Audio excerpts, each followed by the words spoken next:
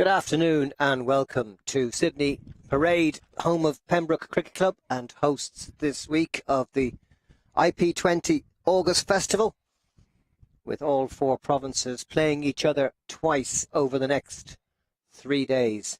We've had a match already today. The Munster Reds lost the toss and were put into bat and made 167 for 6. Leinster Lightning chased it down with some ferocity, 171 for 4, and a fine 64 not out from Tim Tector, and an even better 54 from Riley Mudford, replying to Murray Cummins' 62 and Alistair Frost's 61 not out. So a comfortable victory for Leinster Lightning, who can't win this championship, but these two sides certainly can. Northern Knights and Northwest Warriors coming into this meeting today level, or not level, but top two in the group, and both with a great chance of the championship, which will be decided on Thursday. Well, a few minutes ago, the toss was held in the middle, and it was John Kenny there for us.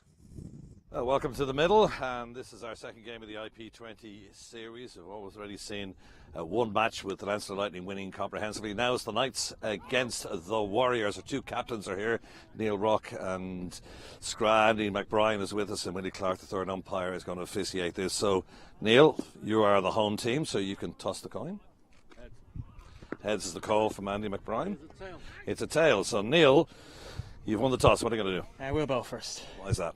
Yeah, it's usually quite a flat wicket and small ground, so it's quite hard to defend on. Okay. Plenty of runs are obviously seen in the previous match. Are you expecting something similar? There's a lot of green on that wicket, isn't there? Yeah, it's a little bit green, but it's usually pretty good and quite small here, so as I said, that's why we're going to bowl. Okay.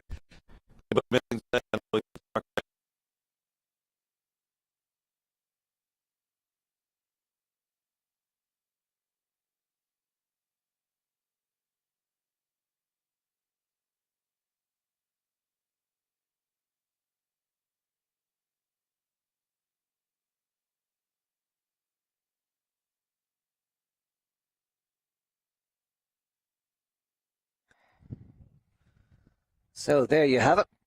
We will have the Northern Knights bowling to start off this match, and Northwest Warriors coming to the crease, and both sets of teams now on their way to the middle. You might have noticed there, Neil Rock captaining the Northern Knights in the absence of Mark Adair, who is in the squad but just isn't playing today.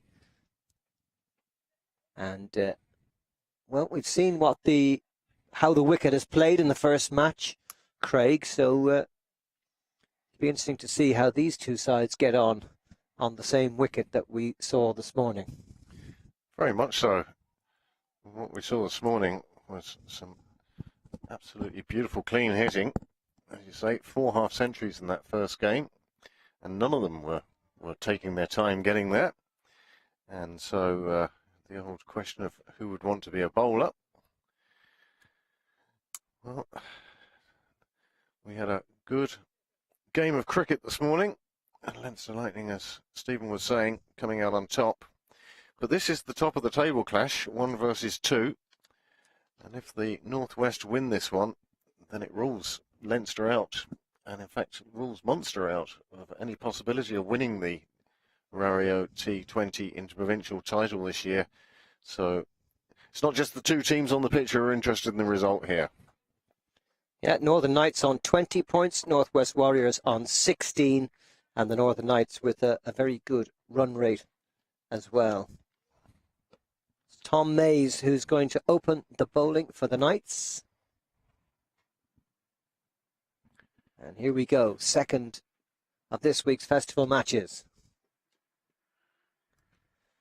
Nice bit of lift off a good length. Doheny opening the batting for the Northwest Warriors. Well, one thing you'd say about the opening partnership for the Northwest, nightmare for the commentators. Doheny and Doherty. Maybe we should call them Stephen and Liam. Here comes Mays again. Short ball pulled just short of the man on the boundary. Flung back in by James McCullum. Just the single. to Doherty, and that gets us off the mark. 1 for none. Opening over. Northwest Warriors, who had a great series down at the Mardyke. Alas, the Breedy series was washed out in the middle of last month. Yes, unfortunately up in Breedy, only one match got to take to the field, and that didn't get very far. Good delivery, just came off the shoulder of the bat, or the glove maybe. Tom Mays, lovely action, gets a lot out of the wicket with his style of bowling. Yep, he did well down in the Mardyke.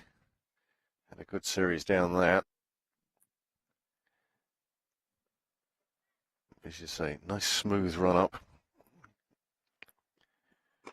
Fuller delivery that time. Easily fielded in the covers by Ross Adair, and no run again. Well, compared to the all-out attack we saw in the first game, this first over, Tom May's not giving anything away at the moment.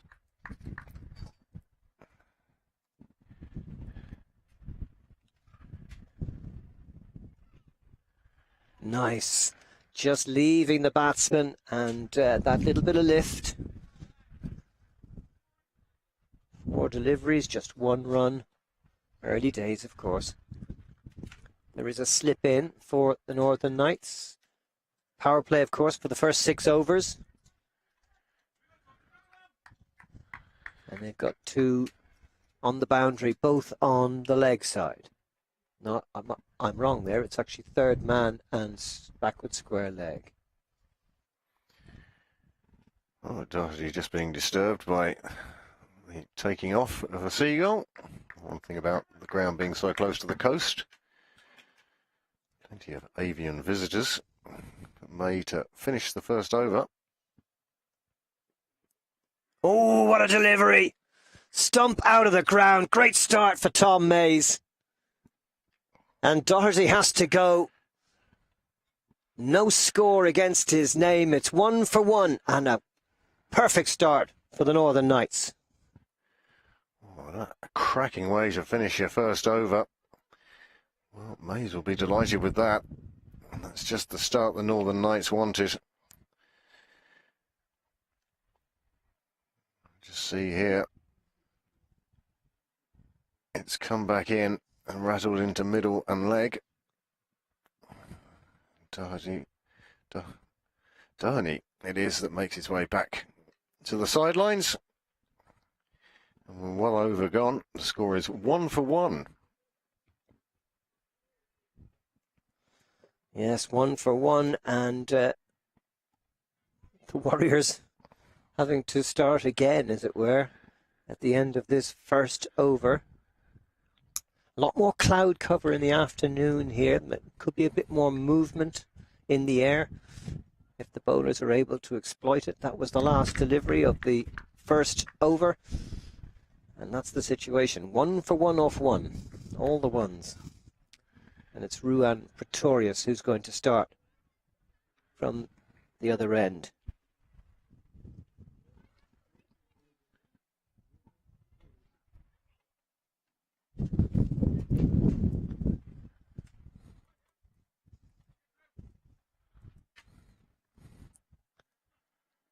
Pretorius, who has been really consistent with bat and ball in this series so far. 6 wickets at an average of 17 and 140 runs at 46 and a bit. He's a very important all-rounder for the Knights. They have a slip in place here. Paul Sterling. Great to see him back. Oh, dropped it short third man. Big moment that, Matt Humphreys. It was straight to him. Came very sharply off the edge, but couldn't hang on. Pretorius putting the ball in the right spot. Swing of the bat. Unfortunately, Humphreys just letting that one hit the turf. That would have been an ideal start for the Knights to take a second wicket. Playing and missing again. There seems to be a lot of sideways movement here for the Northern Knights. More than we saw in the first match. As you mentioned, the weather is a bit more overcast, a bit more cloud cover, if that's making a difference. But also, Pretorius, he's a master of this. See his fingers down the seam of the ball. That's the way to take control, go down the pitch and smash it for 4. Stephen Doheny getting his score moving to 5.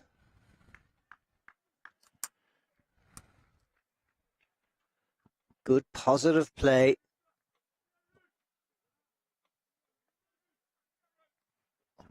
And just putting a bit of doubt into the bowler's mind.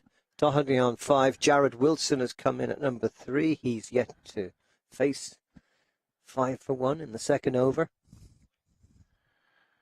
Well, he's seen all the action so far from the safety of the non-striker's end. And that's snicked, and what a catch! Paul Sterling grabbing it out of the sky. Second wicket goes down in the second over. And what a disaster of a power play for the Northwest Warriors. Losing 2 in the first 2 overs. 5 for 2 now. Doheny has gone for 5.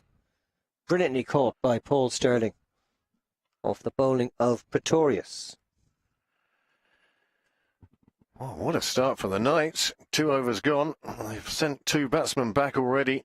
The first one was rattling into the stumps. This one, well, again, the batsman trying to give himself some room. And if you're going to slash hard, but he didn't get enough elevation. And Paul Sterling able to take the simplest of catches at slip. And that's reduced the Northwest Warriors 5 for 2. And sure, if you wanted to make sure there was no assault on the bowling in the power play, taking 2 wickets in the first 2 overs, certainly the way to go.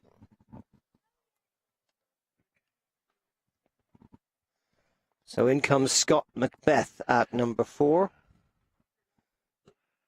Plays his club cricket with Brigade.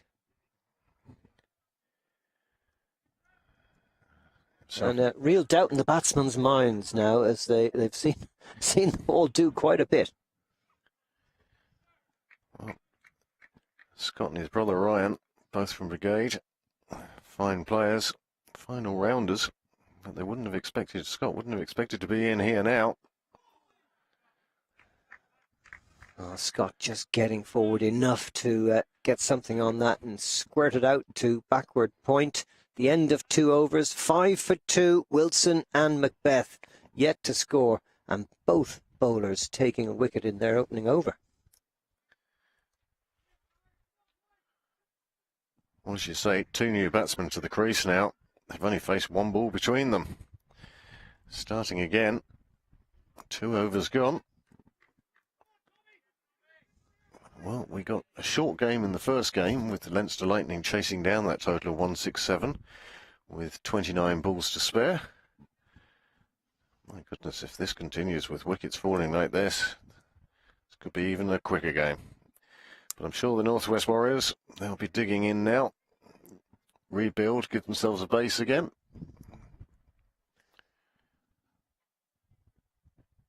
Jared Wilson to face his first ball.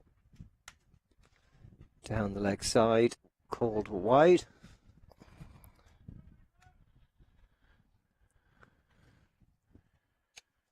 First game, 55 for 1 in the power play for the Lightning, 80 for 1 for the Munster Reds, and here we are.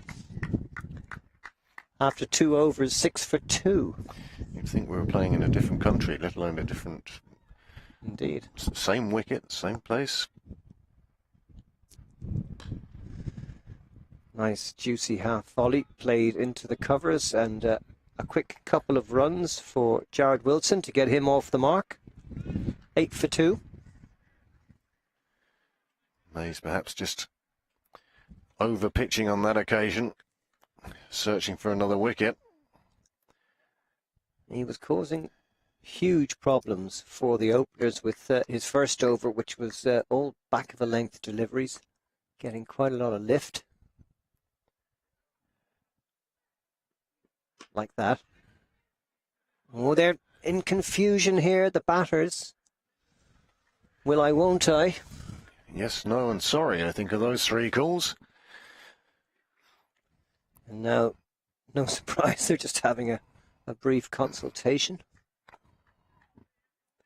Something along the lines of, have you seen the scoreboard? I don't think they can afford a run out at this stage. Especially for a measly single. 2 slips in place here. And that's cracked away just backward of square. Nice shot that from Wilson. First boundary of the innings coming in the 3rd over, and the score moves to 12 for 2. Well, on this occasion, Mays giving a bit too much room. Short and wide, powered away behind square on the offside, down to the tents, the players' tents. And as you say, first boundary of the innings. That might settle a few of the northwest nerves. Much more accurate that time. Mays drawing Wilson into the defensive stroke. Breezy day in Pembroke Cricket Club, Sydney Parade. Why not come along if you're in the area? Join us. See some top quality interprovincial cricket. And we'll be here for the next 2 days as well, weather permitting. Very accurate bowling from Mays again. Wilson trying to turn it to leg, but the ball was just too straight for him. Yes, this interprovincial series being held in Sydney Parade today and the next 2 days. It's great to see players that you wouldn't normally see because they're from outside your province, like this game here, the Northern Knights and the Northwest Warriors. You don't get to see these players except perhaps in a Bob Kerr or National Cup game.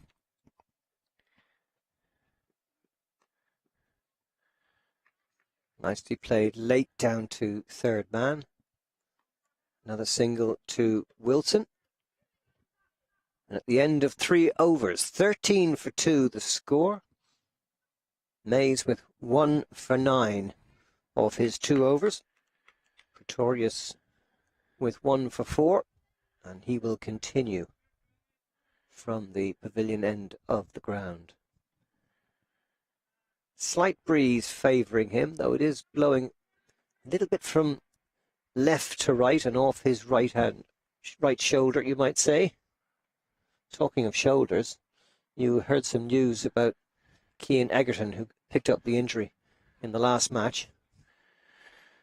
Yes, Cian, who was fielding on that clubhouse side of the ground, was chasing a well-hit ball, managed to pull it up in front of the boundary, but only with a, well, what one would say was spectacular dive, or you might say it was foolhardy, because he landed right down on his shoulder, and he reckons that the medics said it was an AC joint that he's bruised, but luckily enough, not a dislocated shoulder. Lifted over the top to Cow Corner, and that's got enough on it to reach the boundary. Wilson moves into double figures. He goes to 11. Macbeth yet to score. 17 for 2. Well, this is what we saw a lot of in the first game, where the batsman realising that with the field almost entirely inside the ring, just 2 fielders outside, that taking the aerial route to clear the circle is a profitable way to go. Certainly we saw a lot of runs in the first game during those power plays, as you say, 130 runs odd scored in those 12 overs in the first game, 6 for both sides. And we saw some very big hitting. But having lost those 2 wickets, Northwest Warriors having to be a bit more circumspect, one feels, than we saw in the first game. Leg by there. Wilson going to the bowler's end, and it's going to be Macbeth, Scott Macbeth to face Pretorius.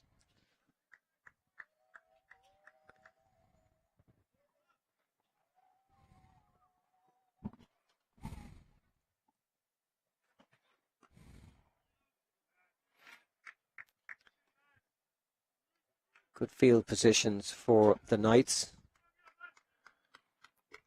Between the slip, well, the slip's come out of place now, but between the slip, the short third, and behind point, they certainly were cutting off that area as a run-scoring area. Sterling's now come out from slip, gone into the covers.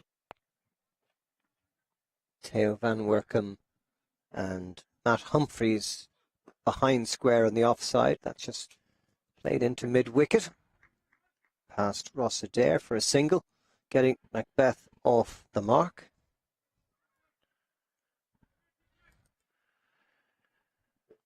Well, a couple of steady overs for the Northwest Warriors.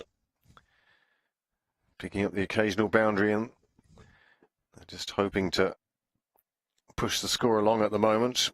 Trying to retain some wickets for the assault at the back end. And a change of bowling now from the camera end. And it's Tyrone Cohn from the CIYMS club coming on to bowl. His first opportunity this week to show us what he can do.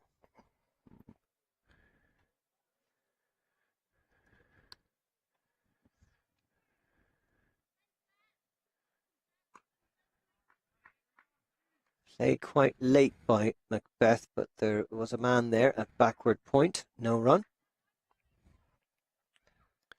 Well, Cohen, with that first ball, really seemed to push it into the pitch. Still a good length, but with a bit of force behind it. Just 2 overs left in the power play. But the Warriors, having lost those 2 wickets, probably have to build a long innings here rather than trying to score them all in the first 6. Well, that's the sort of shot that's going to add to their frustration. A good shot on the offside, but straight at the fielder. Another dot ball. Sterling back in the slips. 4 players on the offside, all saving the single.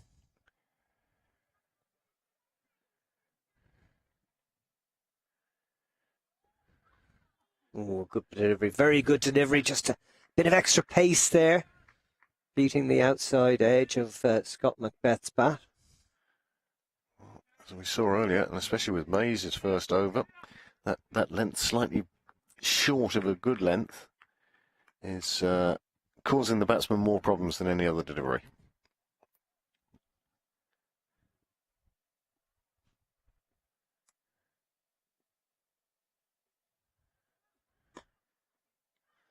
Again, it's straight to the fielder, Ross Adair in the covers. 4th dot ball of the over. Very good work here from Tyrone Cohn. Good news of Curtis Camphor today, apparently playing for Somerset, scored a century against Cornwall. He did indeed. It took him 89 balls, ended up with 107. Now, it is Somerset against Cornwall, but still, nobody else did that. Slightly off the outside edge. Macbeth looking a little bit rattled. The old body language doesn't look too confident. This could be quite a collector's item if Tyrone Cohn can finish it off here. 5 dot balls in a row in the over. Don't get too many maidens at this level of the game.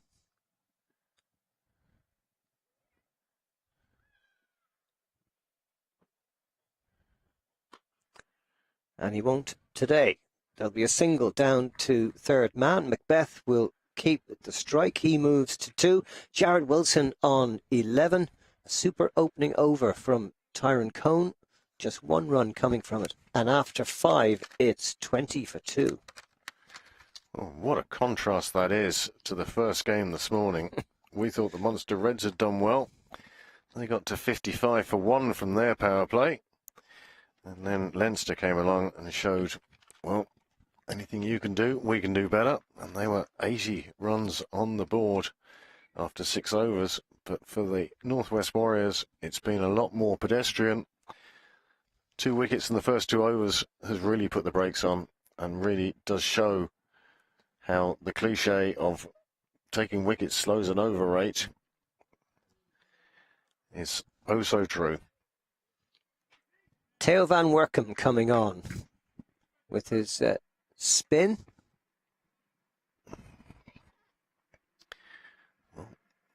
Brave move by the Northern Knights. They still only allowed 2 outside the circle for this first over. The last one of the power play. And Sterling is in there, number 39 at slip. Down the leg side, that'll be called a wide.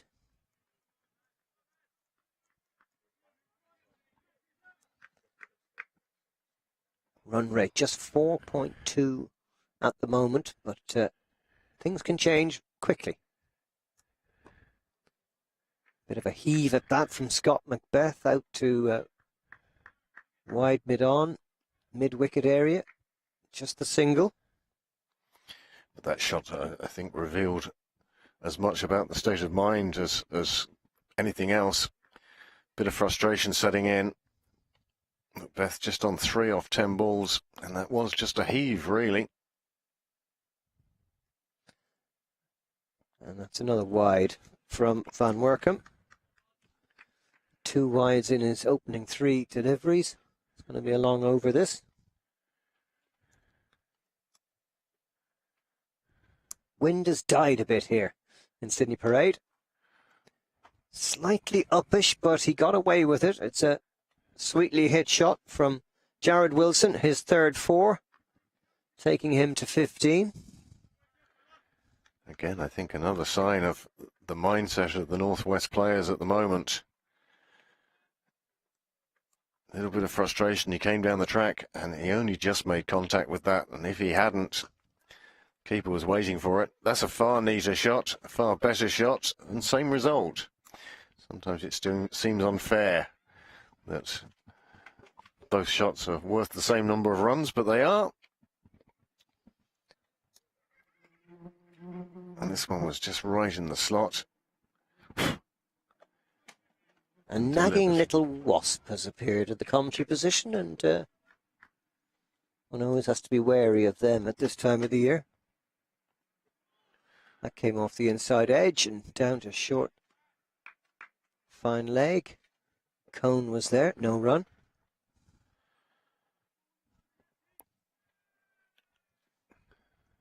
First real dot ball of this over.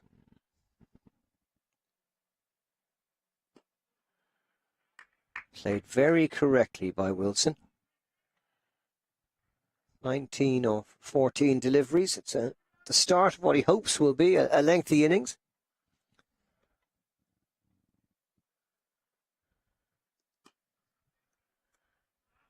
Played it late, but James McCullum there, a backward point to save the run. And at the end of the power play, 31 for 2. Run rate just 5.17. Plenty of overs remaining, but a lot for the Northwest Warriors to do. Time for us to change commentary team. And coming in is John Kenny to join you, Craig.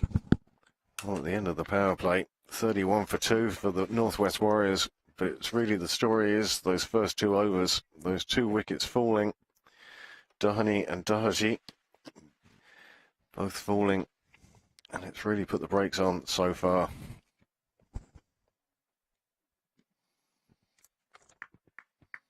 A lot less runs in this opening power play than we saw in the first match.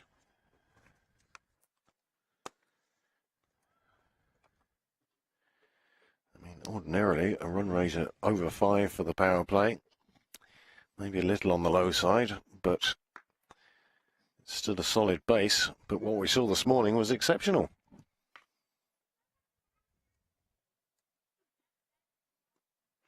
Slightly slower delivery, trying to work that through the vacant slip area, but no bat on ball. Good to see Paul Sterling out there.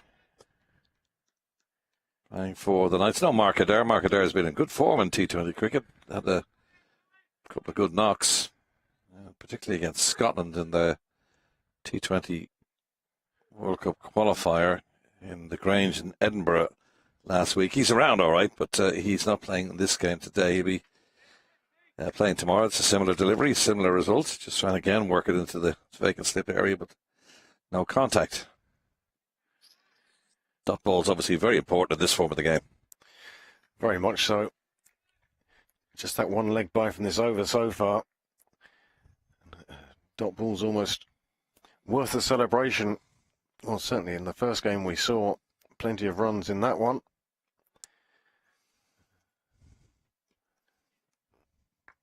Scramble through for a single. Paul Reynolds with the commentary box end. Makes the signal, inquiring as to Aidan Sievers how many that ball's left in this particular over. We could tell him 2. Jared Wilson on 20. Macbeth on 3, facing.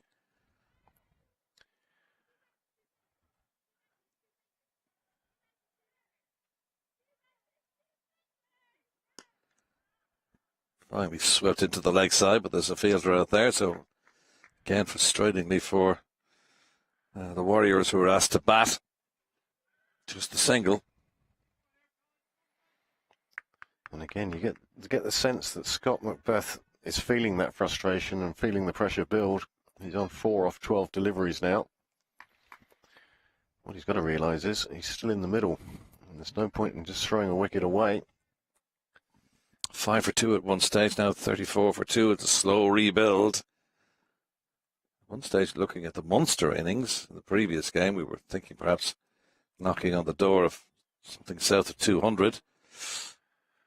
Well, that's beaten everybody.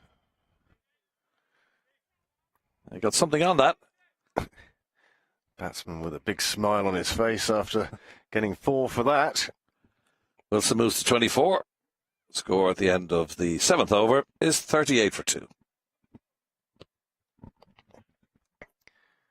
Well, the bowler didn't do much wrong here. Inside edge off the pads, enough to beat the keeper. Runs away to the sight screen.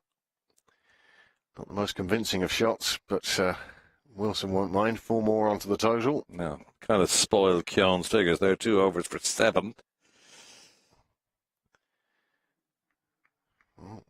Without that boundary, if that had just been a dot ball, it would be 2 overs for 3, which would be incredible figures for a T20 at any stage, let alone at an interprovincial festival.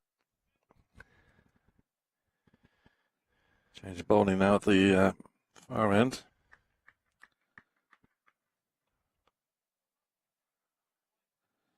It's Matthew Humphreys from Lisburn, wearing 10. As we turn to spin. Oh, that should be stumped. Yeah, easy. Macbeth, unfortunately, just let the frustration get the better of him. Danced down the track at the first ball, and he was unceremoniously stumped. This is a real disaster for the Warriors. 5 for 2, now 38 for 3 at the start of the 8th over. Well, we mentioned that frustration was building within Scott Macbeth. He was still there, but you see from this delivery, he was keen to get some runs under his belt. It's a great start for the spinner. Throws it out there, and once Macbeth didn't make contact, he was on his way. I could see, didn't he? He didn't even turn around, just kept walking. He knew he was so far out of his crease. It was easy for Rock to stump him. So Humphreys' first delivery produces a wicket.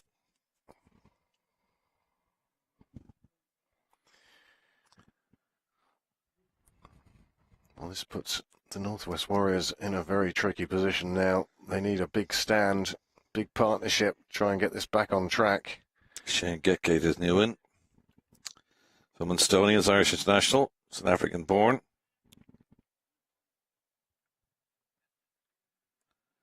Big hitter, big power hitter. I'll be expecting a lot of him just to get them somewhere that they can get a total they can defend. At the moment, it's not going so well. 3 down. We're in the 8th over. Just 38 runs on the board. Ooh. Good anticipation by Paul Sterling at the back of the stumps. He saw where that was going down the leg side. Rock missed it. But Sterling, he really does belie the fact that he's a big guy. Dived away to his left-hand side and took a nice stop that to prevent the ball going all the way to the boundary. Goalkeeping style.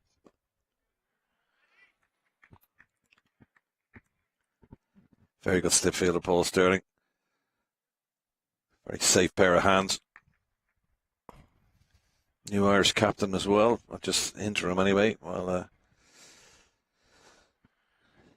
it'll be interesting to see at the end of the interim period whether Paul Sterling wishes to continue in the job or whether the chairman of selectors, look for somebody different. But it'll make for an interesting time. Oh, another stumping, I think. Yeah, gone. Well, what's going on out there? Getgate is only in the crease a matter of moments, and he's 2 back in the hutch for naught. 2 similar deliveries, 2 similar outcomes. 4th wicket falls again with a score 38. We could have a short afternoon. Beat the traffic on the way home. Well, it's starting to look that way. I said that the Northwest Warriors needed a big partnership. This wasn't to be it. Another one where Humphreys has dragged the batsman down the wicket. Saw him coming, dropped it in a bit shorter, got it over the top of the bat, and left Rock with the simplest of chances. And despite what it says on your screen there, it says caught Rock. I felt that there was another stumping. That was definitely stumping. We could see Paul Reynolds wasn't on your monitor, but I was looking at him on this side. That's a square leg umpire, and he put the finger up to signify stumping. So Rock gets his man. Humphreys gets his man. Doubling up. Macbeth gone for 5. Getgate gone without scoring. And Andy McBride, they've done a man-to-man. Captain of the Northwest Warriors, who opens the batting these days in the 50-over version of the game for Ireland, the left-hander, has now got an awful lot of rebuilding work to do. We know he can hit a big ball. Immediately off the mark, they're coming through for the quick single. Got home. McBride off the mark. I was anxious to do so as well. This is some first over from Humphreys. Wicket, ... wicket 1. Well, you have to say, we saw it in the first game when Leinster Lightning brought their spinners on. It sort of pulled the Munster Reds back a bit. And now the Northern Knights have brought on Humphreys, and he's repaying them.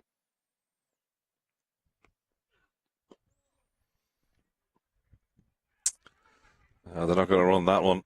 That's good fielding indeed off his own bowling. What a start for Matt Humphreys. End of the over. 8 down, 39 for 4. 8 overs gone, and the score only at 39.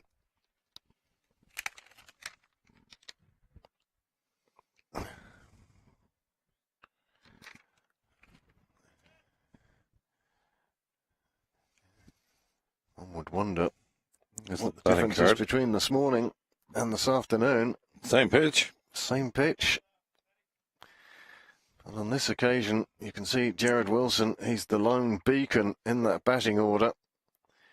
And you see those 2 stumpings, Macbeth and Getgate. Well, that's another knocking out the heart of the Northwest Warriors. Paul Sterling coming on from the commentary box end, firing in his spinners, left or right hand orthodox off spin. I heard the interview with Paul Sterling when he took over the captaincy of the Irish team. Would he be more involved in his bowling?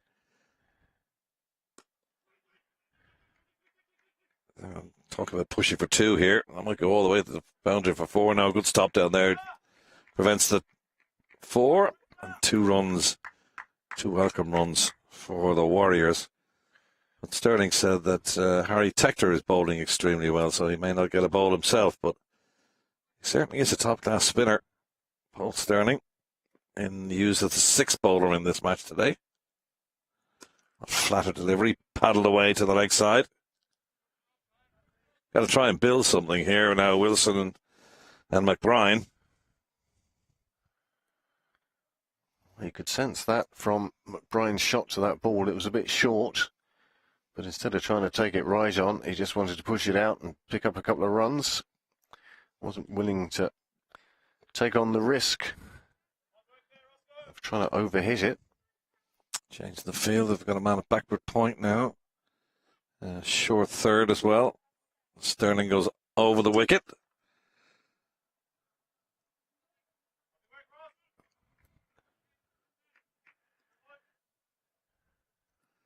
Sterling's rather like McBride as well in the way he bowls. He just blink and you miss it.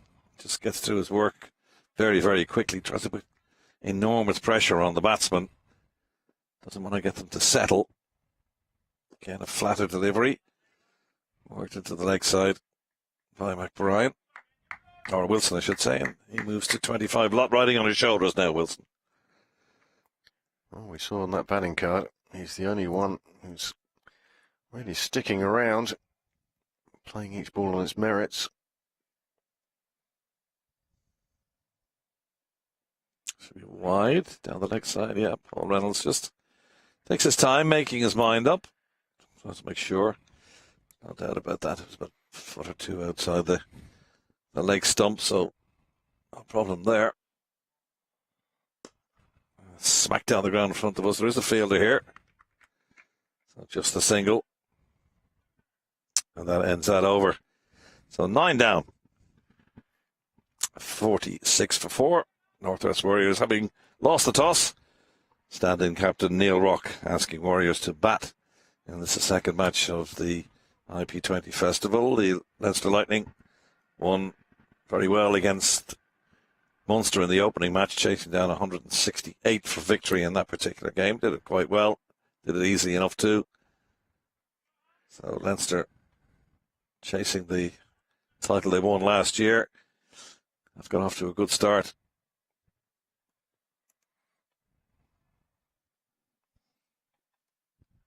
Humphreys then to continue, having taken 2 for in the previous, his first one.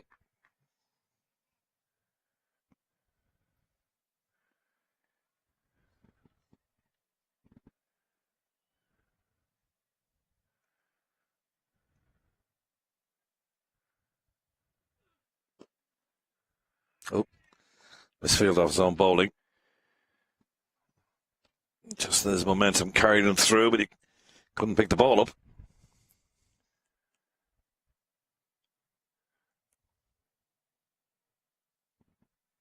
Slip has gone out. Paul Sterling has gone down to short, fine leg.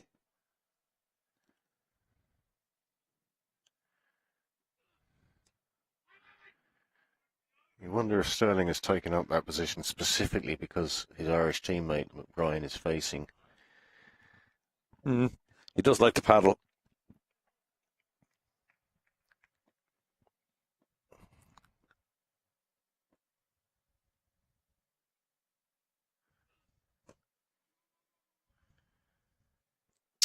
Very much a leg side player.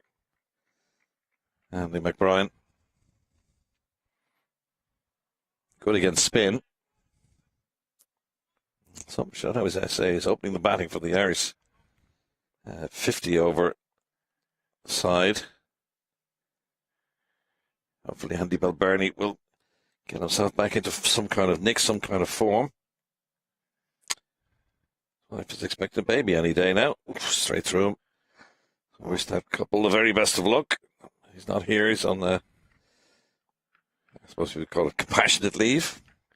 Family leave. Maternity watch. Maternity watch. Is that what it is? That's the new byword, is it? Humphreys, oh my word, he's been bowling really well. Just 10 deliveries. Just 3 runs conceded, and he's taken a couple of wickets in his first over.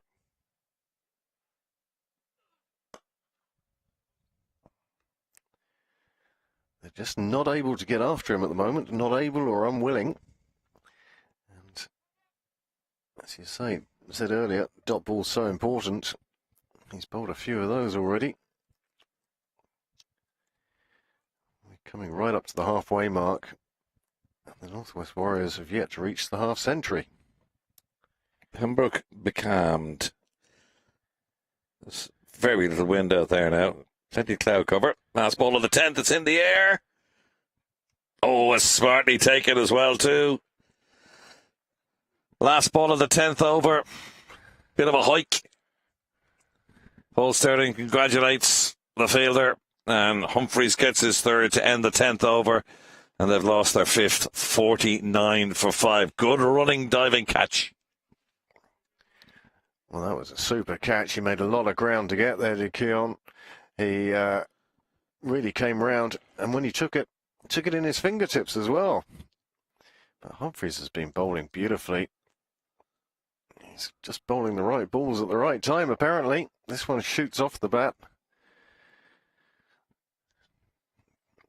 Well, it's left the Northwest Warriors in the unenviable position, 49 for 5 after 10 overs. We did say that McBride is predominantly a leg-sided player, and there was a forced effort trying to get it into the leg side, but it just popped off with that big, thick edge. And the left-hander was out. Good running catch by Keown. He's just in front of us here. He'll be happy with that. Here's big hitting William McClintock from Dunnamana, replacing his club and Interpro captain McBride in at 7, with his team in a bit of a mess.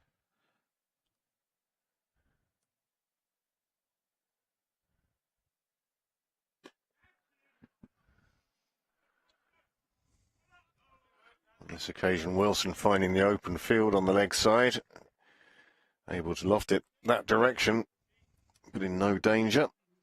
50 up. I won't celebrate that one too much.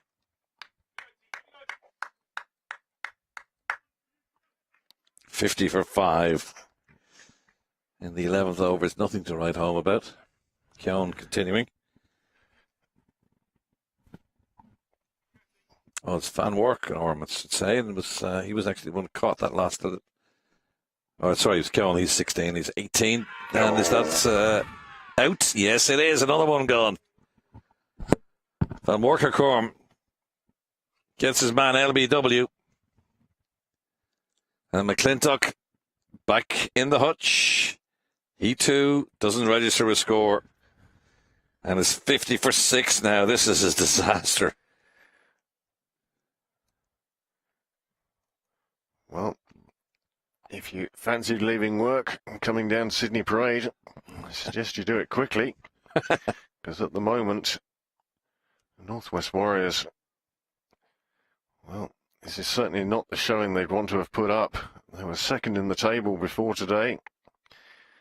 Had a successful trip down to the Mardyke where they won 2 out of 3.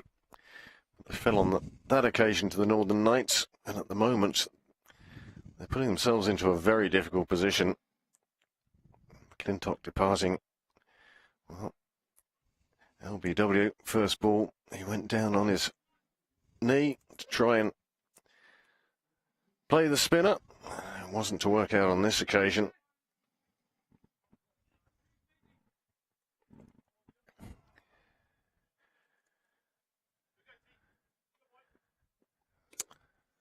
Theo Van Worker continuing. Man from CIYMS. Graham Hume is able to get off the mark. There's a bit of a misfield down there. And has him get through for 2 very precious runs in the context of this game. Well, Hume, no mug with the bat. It was his innings in the Bob Kerr semi-final against today's host club, Pembroke. Basically was the difference between the two teams. Oh, it's nicely played. Just opened up the face of the bat and ran it down towards third. Run through for 2. Good work down there as well to prevent the boundary.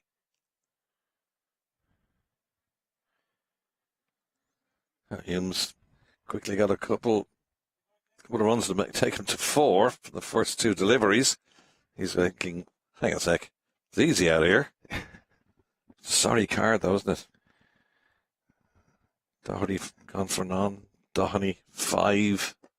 Oh, that's fine fielding. There isn't a better fielder in the world than a bowler off his own bowling. Full length dive. Sorry, Jared Wilson still there, 29, but Macbeth 5, Getgate 0, McBrien 6, McClintock 0.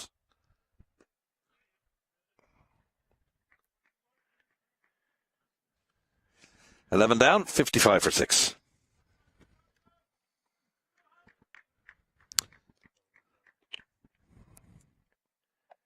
Let's have a look at the bowling card for the Knights. It's May's opened the bowling. He's taken 1 for 9. John Walker, 1 for 17 is the most expensive, but look at that figures for Humphreys. 2 overs, 4 runs conceded, 3 wickets taken, taking Macbeth, Getgate and McBrien. 50 for 6, now 55 for 6 as we start the 12th over, and I'm not surprised really that they're going to continue with Humphreys. I think it would take a crowbar to get the ball out of his hand at the moment. If it ain't broke, don't fix it.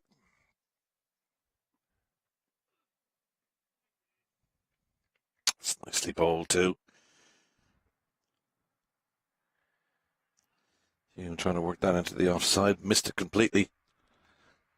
As one of the regional trains, probably heading for Wexford, right to our left-hand side, trundles by.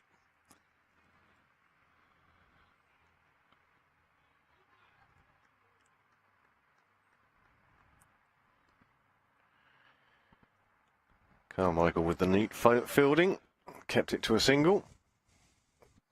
That'll bring Wilson back onto strike. Although he's going along at a runner ball, what he hasn't enjoyed is seeing the wickets falling at the other end. I've just got to keep the scoreboard ticking over now. There's a combination of left and right out there at the moment.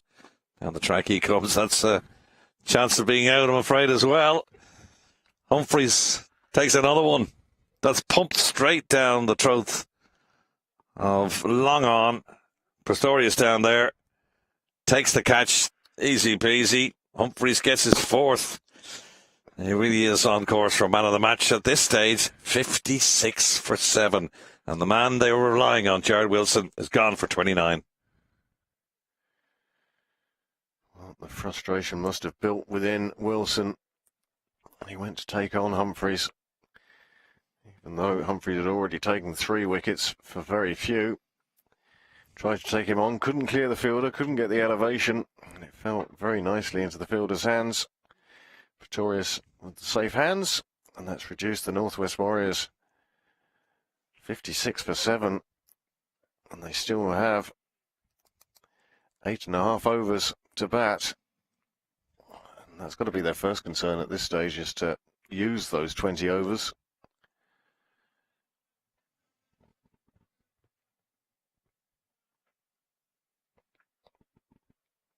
Easier said than done when you've got numbers 8 and 9 at the crease. But both of these can hold a bat. Ryan Macbeth, new in from Brigade. Right-hander. Slip is back in place now. Again, they can start to push, put more pressure on close to the stumps. Now the wickets are falling because Paul Sterling is in chase.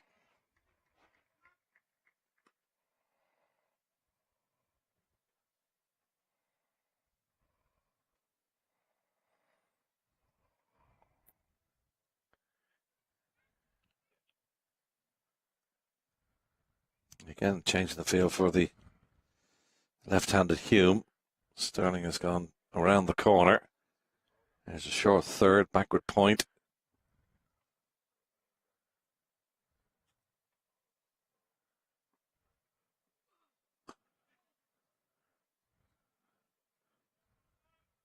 Hume trying to force it just a little bit.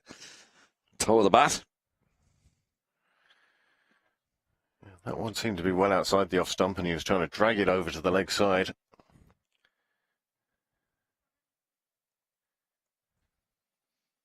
Sterling back in position for the right-hander in that slip. Humphrey's last ball then at the 12th over. Ooh, was that a chance? Well, it was certainly a dive from Humphreys. They might come back for the second here on the misfield. They've done that. It's all going on out there. As it is, at the end of 12 overs, it's 60 for 7.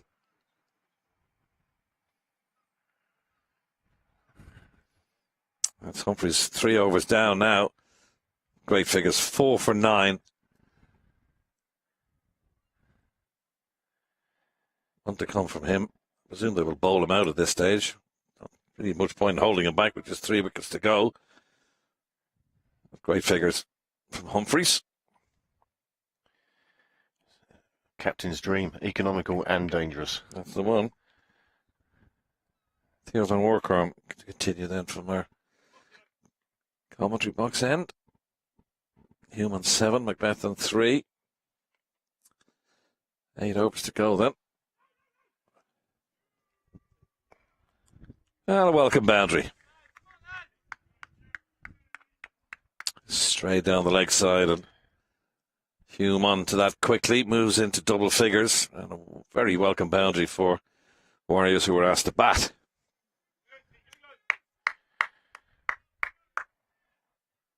On this occasion, Paul Sterling just not able to stop it, but he's got the fielder in the right place for it.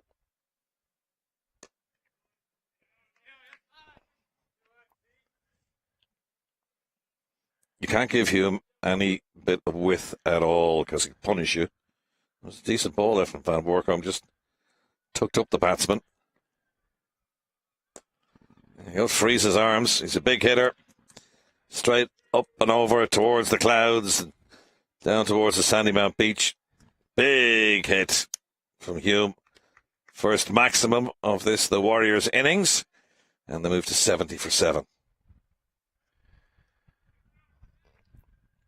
Well, with the position they're in, he just clears the front foot, puts it down the track, and the ball disappears, well, another 30 yards past the boundary.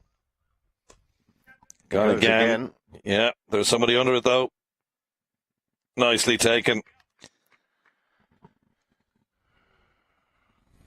So he perishes, trying to go downtown again. Previous ball went for the maximum. This one, he didn't get all of it. And the man down on the boundary ropes takes the catch. And Hume perishes with the score on 70. And he's gone for 17. Well, it's the spinners. We saw it in the first game. The spinners are the ones who are proving to be the match winners. Both of these spinners now, well, between them, they've taken 6 of the 8 wickets to fall.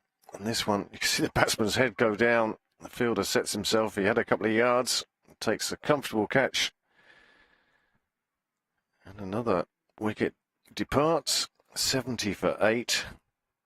And Hume's 10-minute stay, well, it brought 17 runs, including that big 6 of the ball before. But when he tried to repeat it, he went for one of the corners of the ground. Obviously, always further there. And on this occasion, Tom May's taking the safest catches.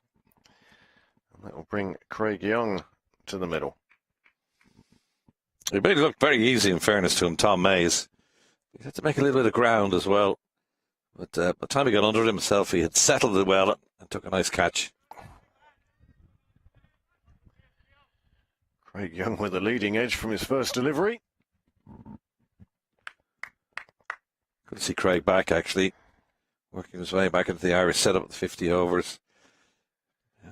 Injury problems. That's the end of the over then. 13 down. 70 for 8. Stephen Ackle's going to come in for the next few overs, and you're going to stay with us for the next while. Well, ordinarily, you'd say Stephen be joining us until the 20th over, but on this occasion, the question is, how far will the Warriors get? And there is what, in effect, is a pretty sorry batting card. Stephen. Carnage. Absolute carnage. So many wickets just thrown away cheaply. A lot of unnecessary shots. A couple of brilliant stumpings off the bowling of Humphreys, who has been superb. He has not gone for a boundary yet. Don't want to give him the kiss of death with 1 over to go, but here he comes. His 4th and final over with the figures of 4 for 9. It's not often in a T20 that a bowler gets man of the match, but he might be on the way to it here. Well, he's certainly a major contender. In a field of 1 at the moment, I'd say. Nobody else standing up for either team yet. But Humphreys, 4 wickets for 10 runs.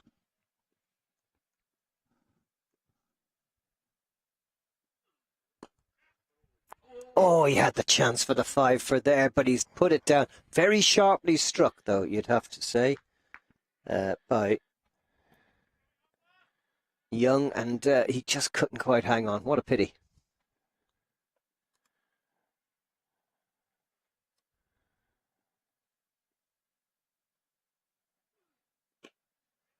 And that one's gone high in the air. There's a couple of fielders converging, and another wicket goes. Young out without scoring. The 9th wicket goes down, and Humphreys gets his 5th wicket in his 4th over.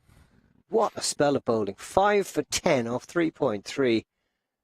You know, when he came on to bowl, I turned to our colleague Dave Streak and I said, I really like this bowler, but the last thing I expect is what we've seen today.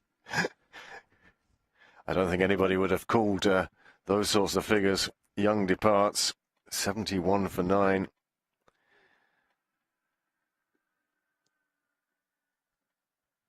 Well, all you can see on there is the finality of Craig Young's wicket. He was halfway back to the tent, I think, before that was actually taken. Coming in at number 11 for the Northwest Warriors. He certainly wouldn't have been expecting to come in this, the 14th over. Maybe in the 20th for a quick run up and down for his partner or whatever. But here he is now with 6.5 overs to go. And has Humphreys finished with his wicket collecting? He's still got 3 balls remaining. He's 5 so far. And a drop catch. Yes. His own bowling. Wow. Absolutely extraordinary. It's a rare sight indeed, this.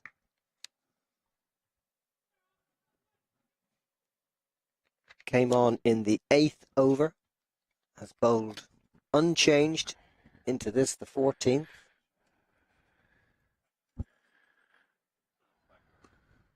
And you can just sense he feels like he's got maybe one more. Just a run there for Robertson. Gets off the mark, which is more than you can say for 4 of the Northwest Warriors batsmen. Doherty, Getcate, McClintock and Young all departing with the big duck egg. Well, at this stage, the Northwest Warriors are still on course for the lowest score in a T20 interprovincial since 2013. 10 years of IP20. They're still behind the previous lowest score. And just 1 wicket left. That certainly would be an unwanted mark. Ryan Macbeth goes to the dizzy heights of 5. Robertson's on 1. It's 73 for 9. And here is Humphreys' last ball of an incredible 4 over spell.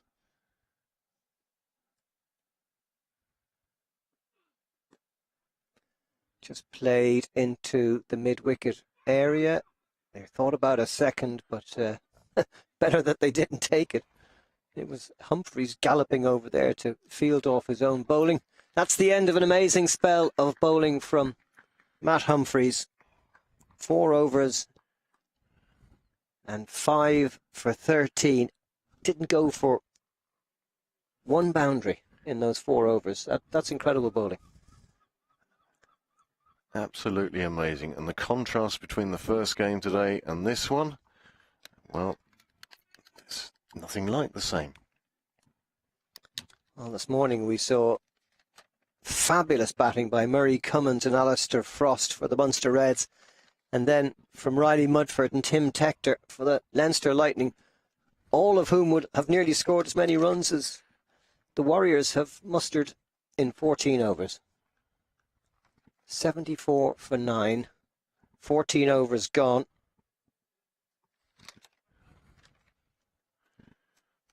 You never know what you're going to get in this box of chocolates called cricket. Well, that is certainly the truth. And at the moment, I think we've got a coffee cream here. And the dangerous Tom Mays coming back. It's hardly what these tail-end batsmen want to see.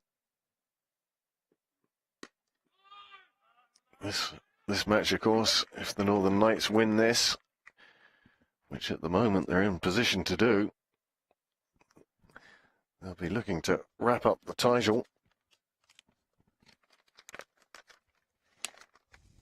Yeah, currently on 20 points. So if they win this handsomely, they could get 5 with the bonus point. So that would put them up to 25. Northwest Warriors on 16. So this would be the clincher. It could take some freak results in the next 2 days to deprive them. But at the moment, they're looking like a well-oiled machine. And they have reduced Northwest Warriors to 75 for 9. Really is an amazing game, cricket. You just don't know what you're going to get next. Tom Mays it is back on at the St John's end.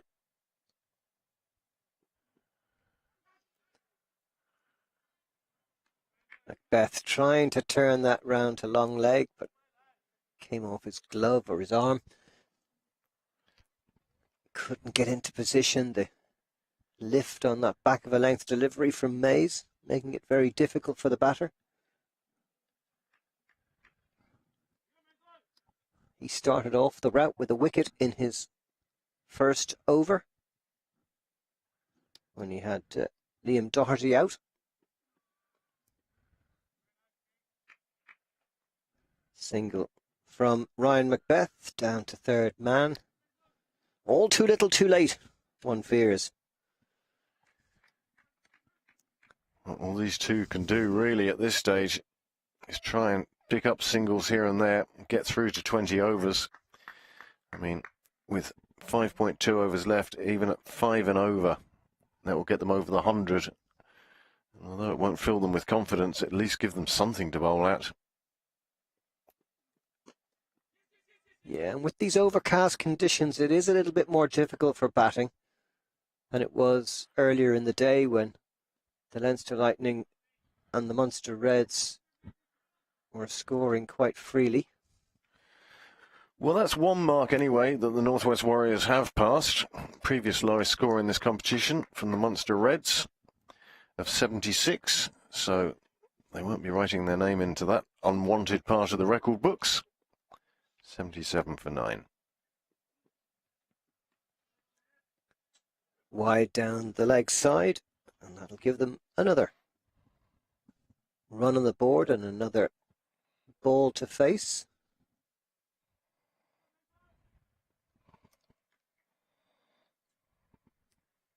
It's almost an unreal situation.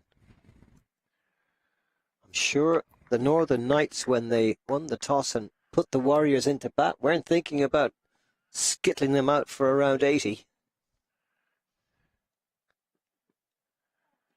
You feel that the conversation would have been more about how do we keep them under 160. That would be sort of where they'd have been thinking of where they'd be chasing down. But with 15 overs gone, 78 for 9 would be beyond anything the Northern Knights thought they'd be achieving after 15 overs. So just 30 balls remaining now for this pair. And it is just this pair remaining for the Northwest Warriors. How far can they take this innings? And how high can they get that scoreboard? Well, the man who's batting at number 11 and who's facing at the moment, Cian Robertson, is a fine bowler himself. Young man with a big future in the game. And I'm sure he's looking at what the spinners are doing here and he's thinking, I can't wait to get my hands on the ball. despite the fact that they haven't got much to aim at. And this looks like he's going to get he's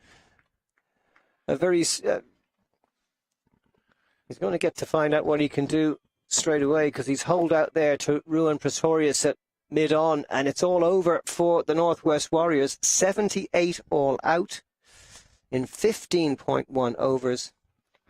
And that final wicket going to Theo van Workum, who gets 3. 5 for Humphreys, 3 for Van Workum. 8 of the wickets falling to the spinners.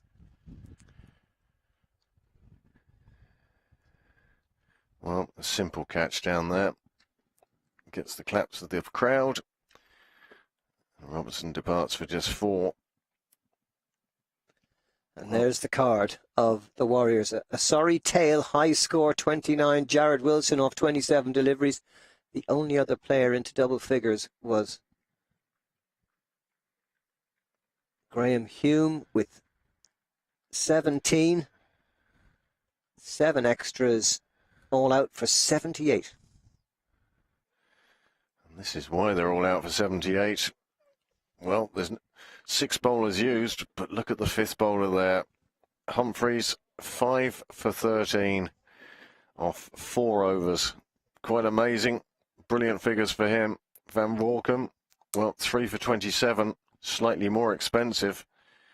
But it was the spinners that did the damage after the initial breakthrough by Mays and Pretorius. 1 for 9 and 1 for 13. And this is the match summary. The Warriors all out, 78 in 15.1 overs.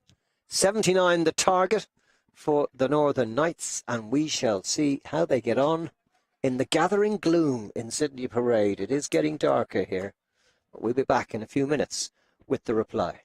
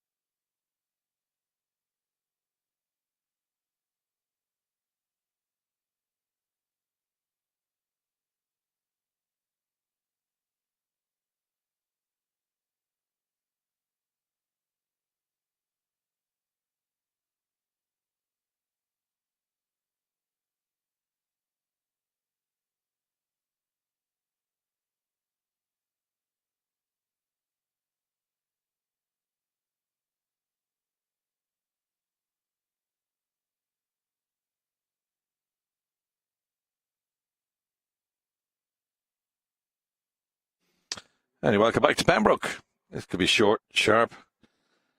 The Northern Knights chasing 79 for victory. Myself, John Kenny and Sean Hussey with you to bring you the conclusion of the opening day's cricket here at a cloudy Pembroke. There is talk about rain a little bit later on, but I think maybe with the match finishing early, which is, we're assuming it will, we should be okay. At second lowest total in IP20 history. And Northern Knights might get a bonus if they get this thing done and dusted early, which would put them 9 points clear. It wouldn't give them the championship, but we're mighty close with 2 games to go. Sean? Yeah, absolutely. I think we could be in for a few fireworks here. Two of the more destructive batters in the Irish game, Ross Adair and Paul Sterling.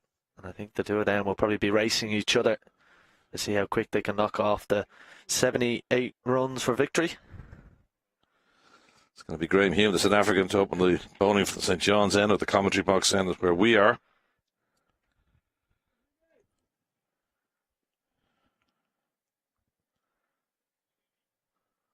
So here we go. 79 for victory. Slip in place. Backward point. Very much an offside field.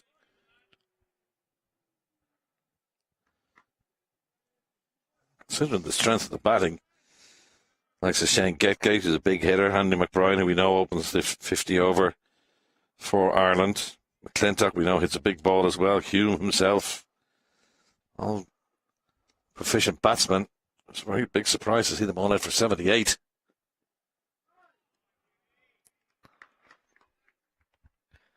Well, there's a bit of something in this pitch for Hume, getting a good bit of carry. I think if you're the Northwest Warriors, you just want to get 1 or 2 wickets and put up a bit of a fight here. I would have been very disappointed with their batting effort. First 6 overs are the power play, so you can only have 2 outside the circle.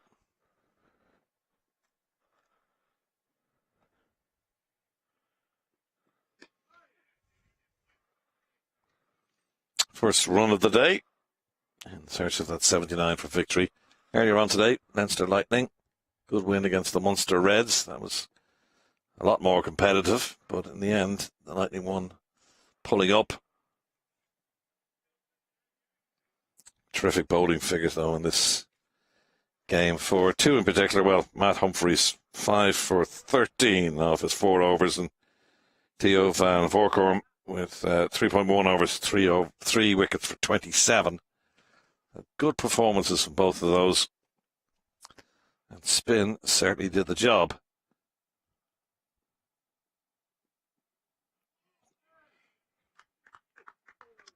Sterling dancing down the track. Perhaps a little fortunate there and get a nick on it. Yeah, beautiful piece of bowling from Graham Hume. And he's in the position where he knows Sterling and Adair are going to try and come at him. Can he just find that outside edge, slip in place?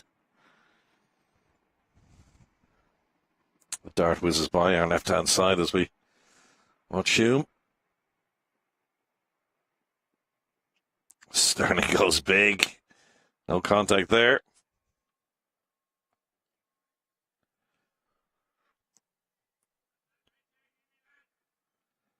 That was a big heave from Sterlo. No contact. You're right. They're trying to get after him early.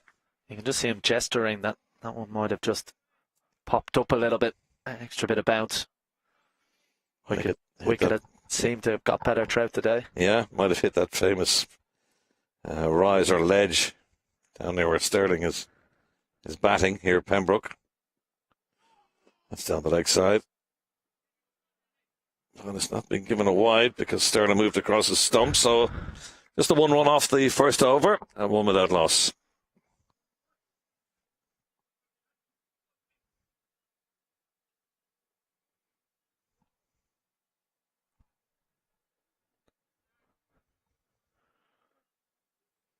Plenty of cricket to come over the next couple of days. 11 o'clock and 3:30 starts here for the matches tomorrow and also Thursday to decide the champions. Knights very much that they're going to win the title. Won't wrap it up today. Could do so tomorrow. I think it's been a brilliant comeback from the Northern Knights. Simon Johnson spoke last year about it being a transitional year. Mm-hmm. They did a lot of work in the off season, and it seems to be paying dividends for them. And at times in the season they've been without the likes of Mark Adair and James McCullum and Paul Sterling. Simon Johnson was saying at the start of the year how the team almost made peace with that. And we're going to be well aware that they're going to be without some of their main players. Swung away, could be the first boundary, and is a bit of a loosener. Ryan Macbeth. That's as easy a 4 you'll get anytime. Nice long hop, bang. Yeah, it's a gift for Ross Adair, and I'm surprised I haven't seen Craig Young open from the other end. Let's think when you're only chasing or defending 78, you want to get your best bowlers in the game as soon as possible.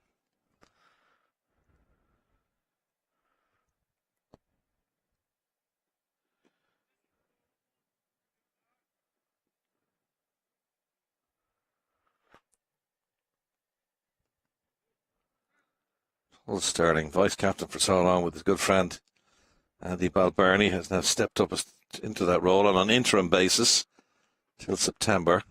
Red ball, white ball cricket, there's no red ball. We'll play England though in 3 one-day internationals later on this year, so he'll be in situ for that. Hopefully Balbirnie can get amongst the runs once again. You don't become a bad batsman overnight, but he certainly has lost his form. And now we're linked to the captaincy. That's good bowling from Ryan Macbeth. Saw Paul Sterling advancing down and just took them up for room.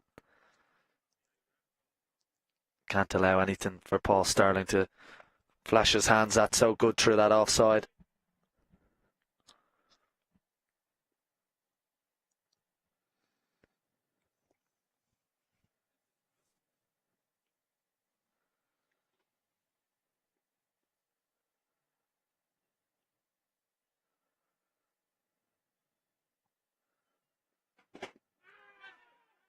Sterling's called him through quickly. That's good running.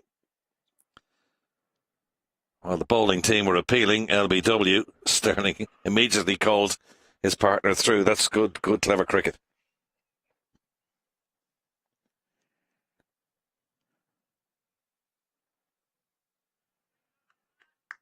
It's been a good comeback from Ryan Macbeth after the opening the delivery of the over. Going to see a change in the field. Deep cover coming into the ring, and the man goes out a long on. So deep square and long on. So can't afford to bowl any width, Macbeth.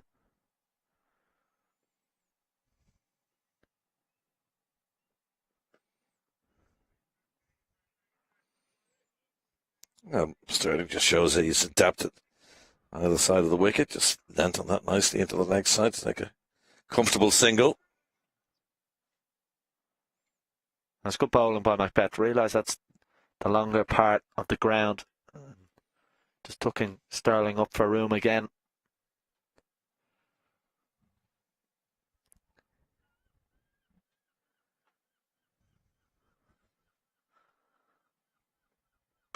It's in the air. That tries to catch it. And there's a man underneath it. Oh, he's dropped it. Oh dear. Well, you've very little to play with. It's the end of the second, 10 without loss. But there should be gone. That was a simple catch, and it wasn't taken. Oh, Liam Doherty in the deep. It's just so disappointing for the Northwest. Never set himself really, did he? He never got underneath it. Got to the ball all right, but his hands out in front of him rather than tucking into the chest. So he never got settled underneath the ball. That's a let-off. There survives.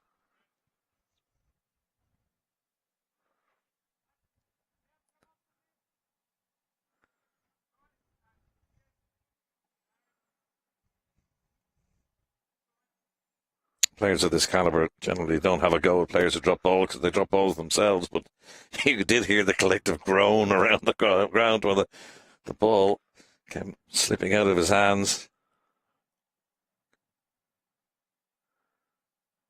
Hume to continue.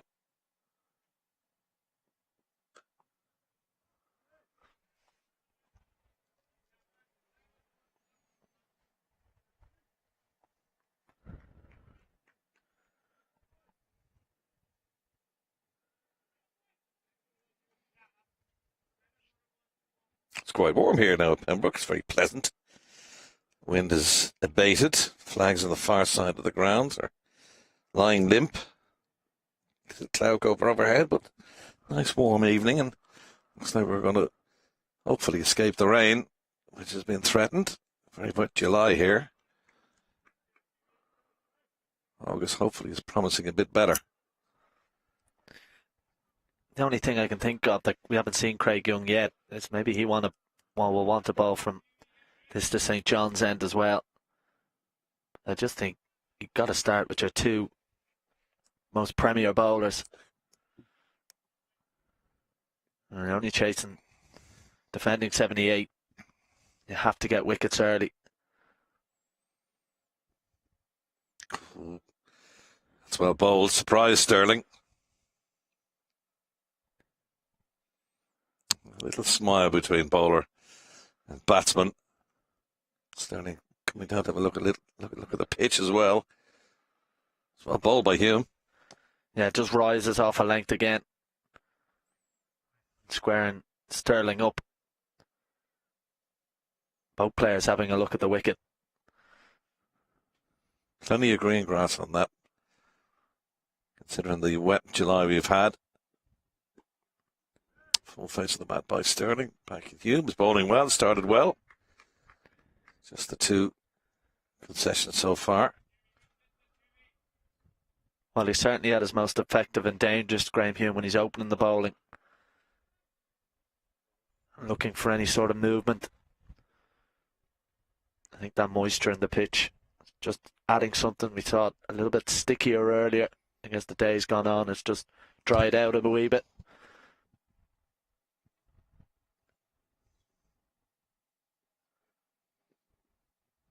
Sterling stepping across the stump and tried to hike that into the leg side, but missed it. Well, he's definitely not comfortable out there, Paul Sterling. Not fluid. Rare you see him 2 off 9, even though they're only chasing 79. Not how he likes to go about his business. So just trying to invent something there. Very good at that shot, where he can try and access over fine leg. But definitely not comfortable or fluid yet. Really good ball by Hume. Ran his fingers over it.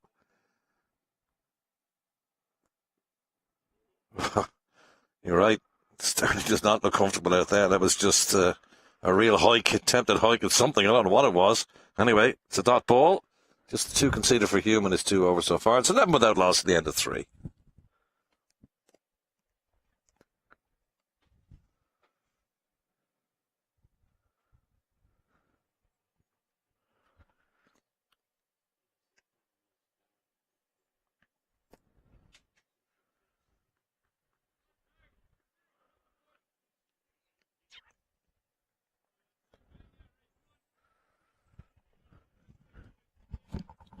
Ryan Macbeth is going to continue now from the nursery end. Should have had a wicket in his last over. Won't get a wicket with that. That's straight back over his head. It's the second boundary of this reply from the Knights, and they're filling his boots with that one. Well, I think with how well Graham Hume's bowling, I think they're going to target Ryan Macbeth, particularly this over. Got so much licence, Ross Adair, anyway. And we're chasing a reduced total. He's got full rein here. It's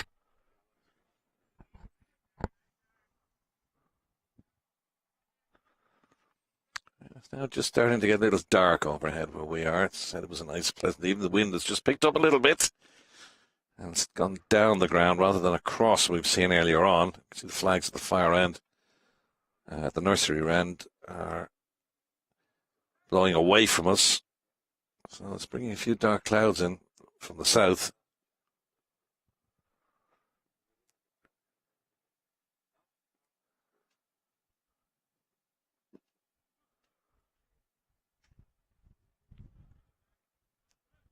Yeah, he doesn't look comfortable out there, Sterling. I think he's just waiting on a delivery that he can get fully into.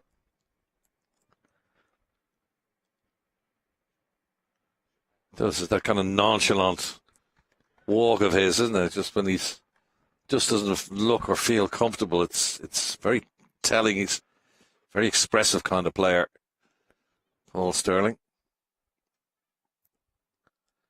Again, swing and a miss. I think you're right. They're going after Macbeth. Yeah, well, as I say, it's rare Paul Sterling does get flustered. But he just looks a little bit erratic there. Looks a little bit frustrated.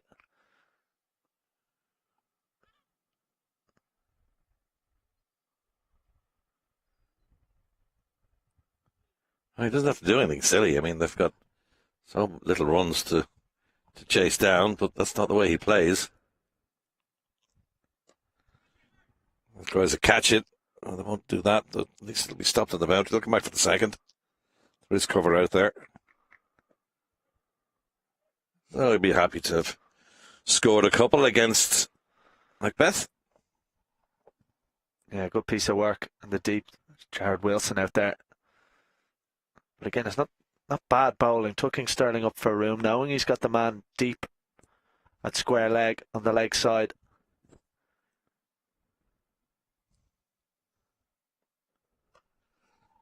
Well, he won't stop that.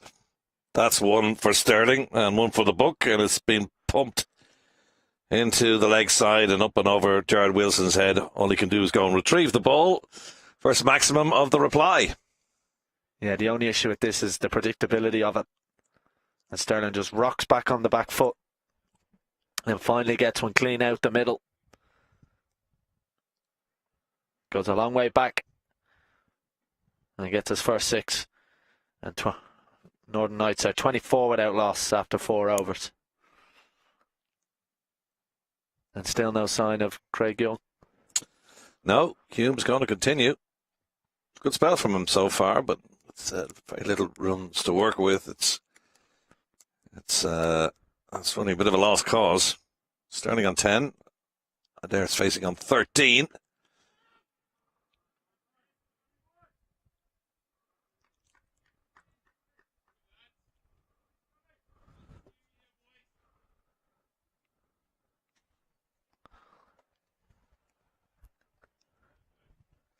Watching Dublin football against Kerry in the All-Ireland of the weekend. Stephen Cluxton put a ball over for a 45, and then as soon as he hit it, he ran back towards his goal. They never even looked at it. Sterling, something similar there with that last shot. Knew he'd middled it. Never even looked over the boundary. Bold. Yeah, you can see what the Northern Knights batters are trying to do to Graham Hume. They can just see him going hard at that length. And they're trying to use their feet and get down the pitch and not allow him to settle on it. He's about 14 deliveries now. A lot of them are on that good length. And he's hard to get away when he's at that. Change in the field now. Doherty's gone back to that sweeper roll on the boundary.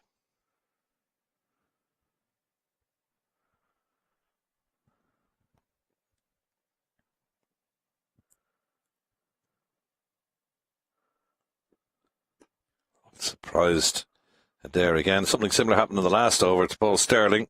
Hume read one up at him. He's done it again.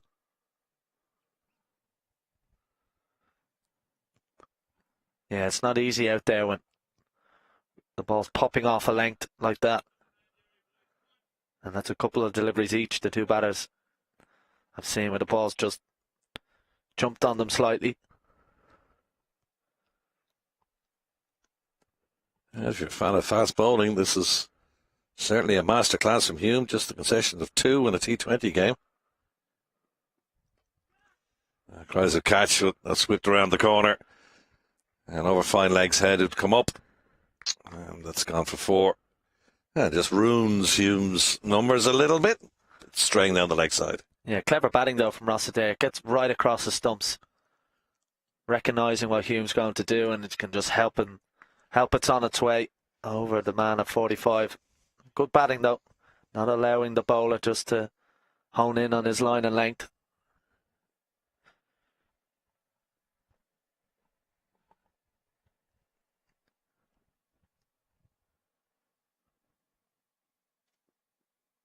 Oh, swing and a miss, straight through him.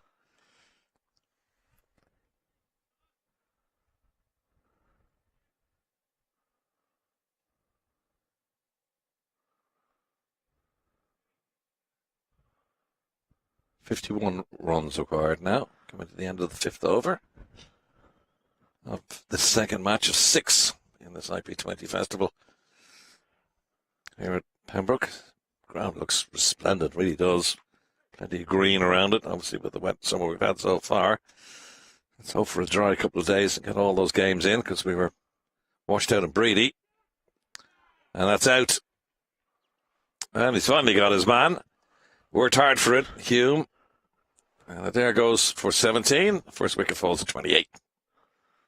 Yeah, they haven't been comfortable against Graham Hume, and he finally gets the wicket he probably deserves.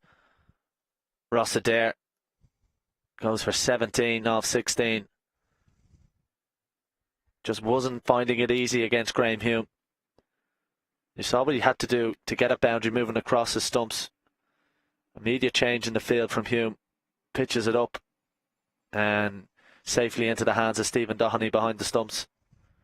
Hume was celebrating before the ball had arrived in the wicketkeeper's hand, so he'd have been very nonplussed if that had been dropped. As it is, the end of 5 overs, it's 28 for 1.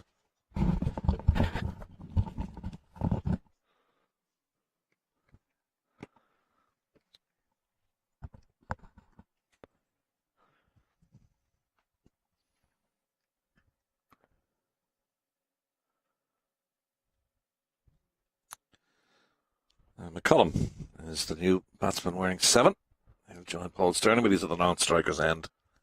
And now for the first time we'll see Craig Young. You had suggested that he would have liked to bowl from the St. John's end, but they're going to put him on now at the nursery end. Yeah, well, that's where I'm just a little bit baffled with the decision to bowl Ryan Macbeth. I just think Craig Young had to come straight into the attack. It wasn't that Ryan Macbeth bowled overly bad. It was just, well, he wasn't, the lack of threatening. Of course, there was the drop catch off his bowling by Liam Doherty. I just think Craig Young, one of your international bowlers, had to open up alongside Hume.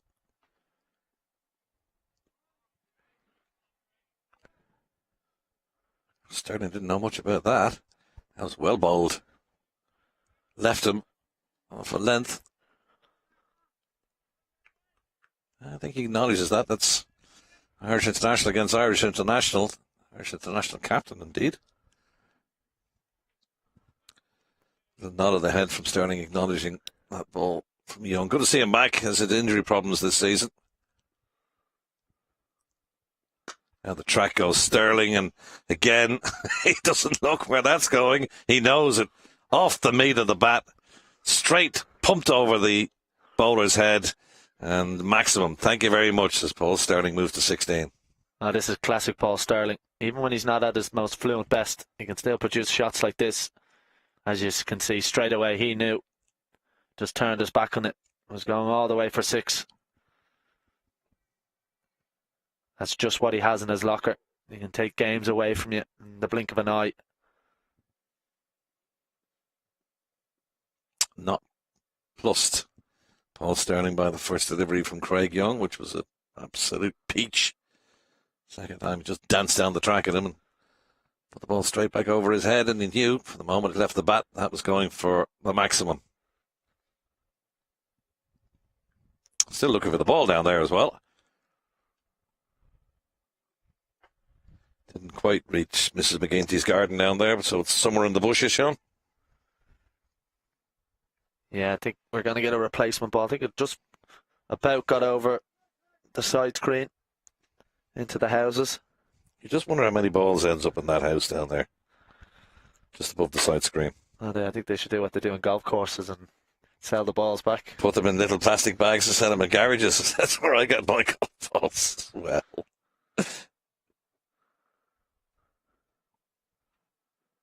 Sterling again advances to meet Young, but this time the bowler wins.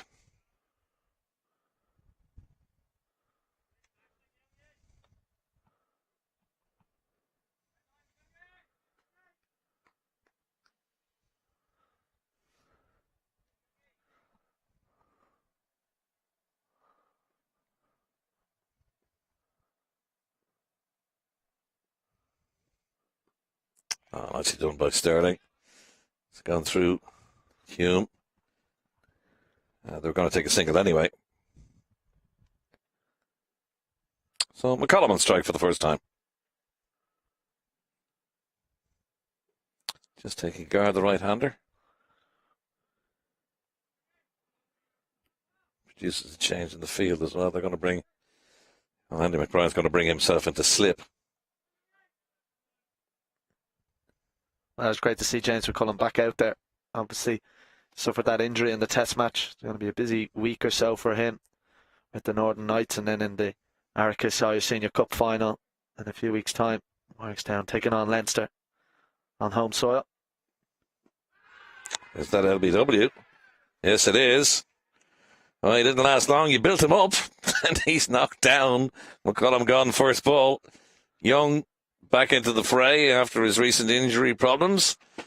Has got his man. He was pumped on the ground by Sterling for 6, but now he's got McCollum for 0, and it's 35 for 2.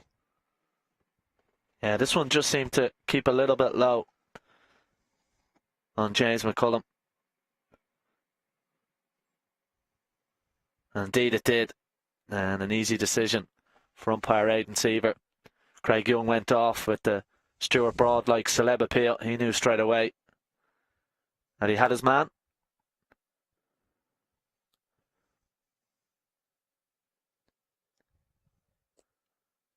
McConnell then LBW to Young. Joins Rossa there, back in the 10th. Gone for 17. Paul Sterling now at the crease.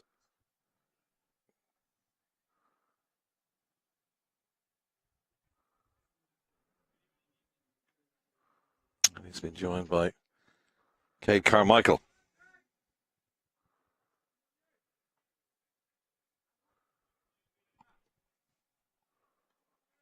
Another right-hander.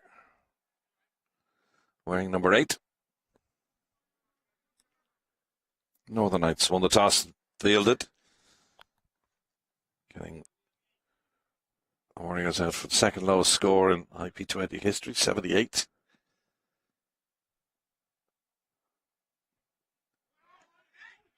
Young is really bowling with some ferocity out there. There was a good take by the wicketkeeper up around his head.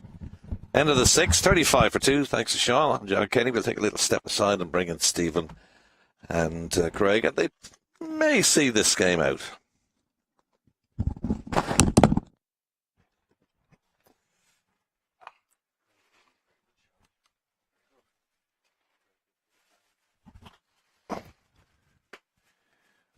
Well, we've reached the end of the power play. And the Knights' innings so far, well, it's been a bit hit and miss, hasn't it? Well, the wicket's doing plenty for the bowlers. It's gotten dark here, and a lot of cloud cover. I think it's harder for the batters in this second innings, in this second match. Clearly, the Warriors had all sorts of problems against the spinners of the Northern Knights, but when you see Paul Sterling even struggling a little, I mean, I say struggling, 17 off 18 deliveries, it took him quite a while to get back to ball. Now here he is against one of Ireland's best. Just push that into the covers and gets the single to take him off strike and to bring Cade Carmichael into the game for the first time.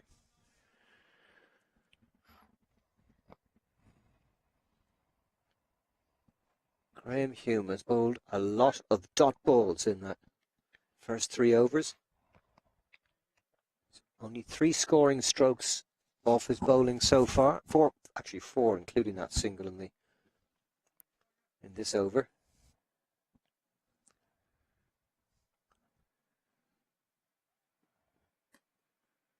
Well, they may only have a small total to defend, but the Warriors, the way they're bowling with ferocity, that over from Young, the quickest we've seen today, I suspect.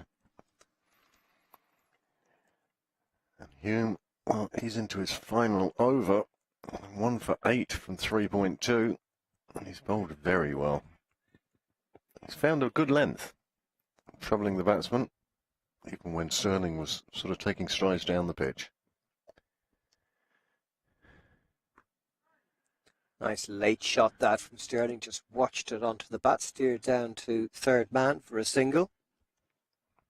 And that's the difficulty of defending such a small total, is the batsmen are under no pressure to search for boundaries. They can pick up their singles here, there and everywhere, and that's what they're doing to Hume this over. Single off each ball.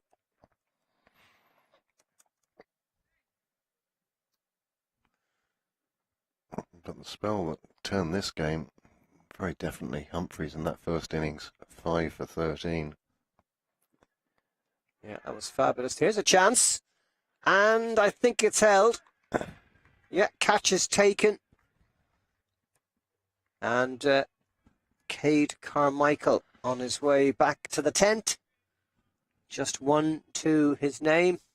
Caught McClintock down at long leg off the bowling of Hume, who gets his second wicket. And it's 38 for 3 after 6.4.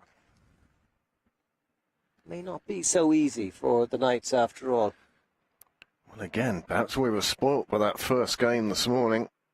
167, not defended. Here we are, 78. Could prove to be a difficult total to chase down for the Northern Knights. They've lost 3 wickets now. Sterling standing tall at the moment, but even he looked uncertain at the start. And it took a couple of big blows for us to recognise the Paul Sterling we've come to know and love in the green of Ireland.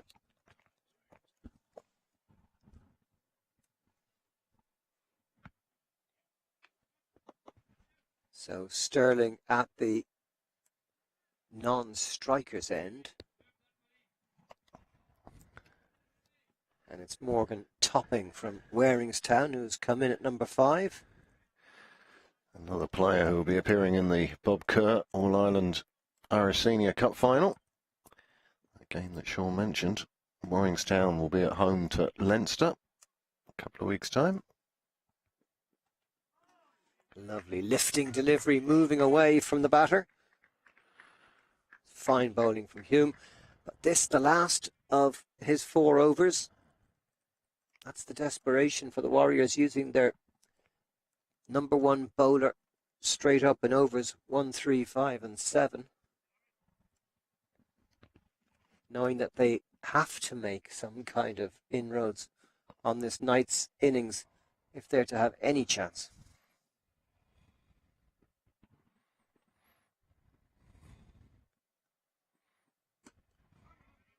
Another good delivery, lifting, fended off by Topping. So just 1. In fact, that is the end of Hume's 4 overs. Fine 2 for 9. Excellent bowling, what we've come to expect from him. But now that he's out of the attack, what are the Warriors to do? Well, they have used Hume up front. They needed early wickets. Now, they do have the Northern Knights 3 down, but Hume is now finished. Young is going into his second over.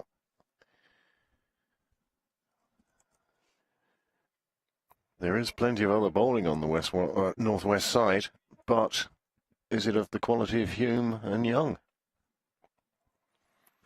Well, I really think a lot of Cian Robertson, who's bowled superbly And there you go. They've got another wicket, and Sterling is out going for the big hit, but he couldn't clear Getgate at mid-off.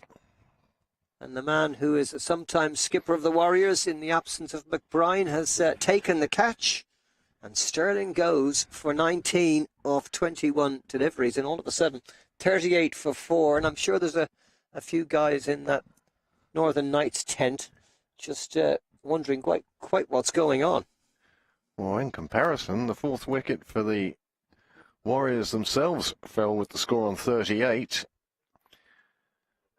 And we all assumed that the Northern Knights would march on to victory here, but the Warriors, well, they are showing their Warrior spirit.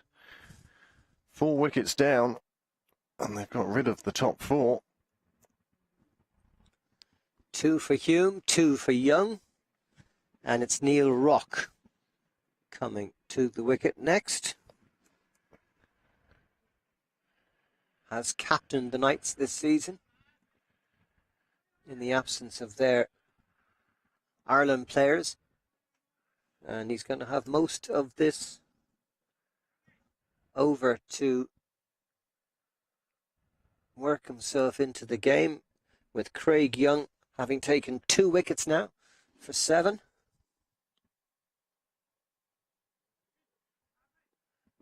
McBride in at slip. Northwest Warriors with their tails up. And that's a good delivery, maybe just a bit too high. There was an appeal for sure from Stephen Doheny. Rock's just giving the leg a little rub.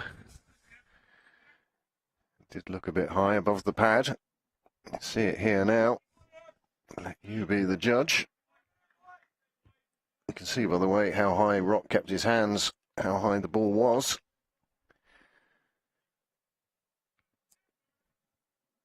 Craig Young had a good stare at the batter after he completed his follow through. And that's another good delivery, very pacey. Another wicket or 2 here now, and this could get mighty interesting. Maybe not the cakewalk we expected. We were predicting how many overs it would take them to rattle off this 78. We were wrapping up and getting ready to head for home. But this bowling attack, well, especially Hume and Young. Macbeth early on they tried to get after, but Young and Hume have caused difficulties. Nice bouncer past the, whistling past the face of the new batter, Morgan Topping.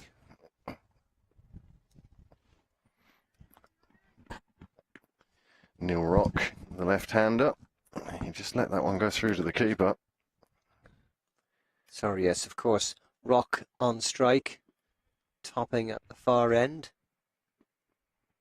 Both on 0. And that was nicely played. Kept that down well to deep point.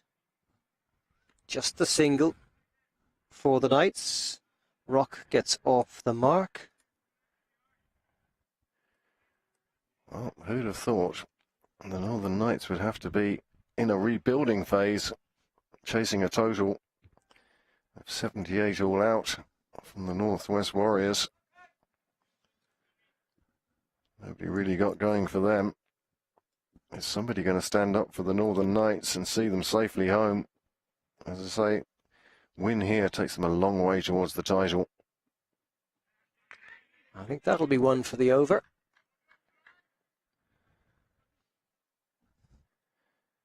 In fact, it is the over.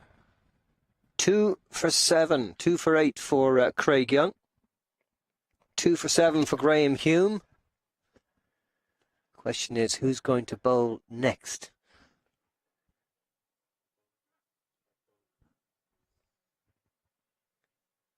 Well, this shows the success of the Warriors today.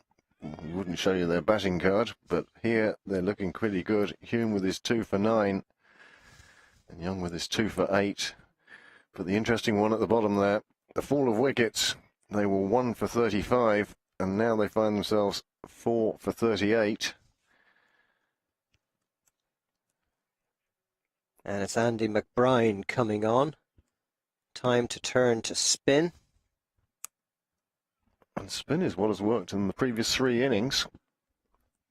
I thought Cian Robertson might get an early bowl, but It could be that he'll come on after Craig Young at the nursery end, but at the moment, Andy McBride bringing himself on at the St John's end. Another one of these players who bowls with one hand and bats the other way round.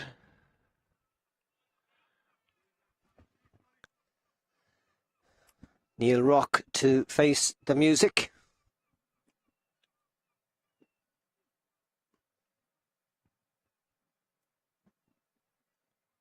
Nice late cut to backward point.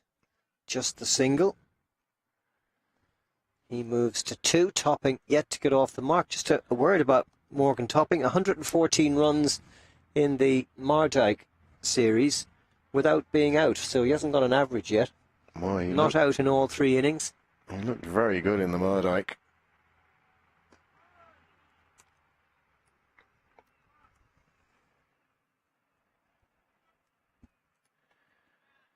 In some ways you wish that the Irish Wolves had a couple of games coming up that would let players such as this show themselves on that stage.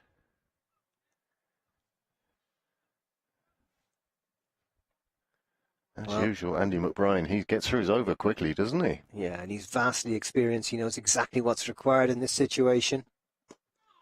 But that's beaten him, but not Get Kate, who is there to field right behind the stumps. Just 1 run there to Topping.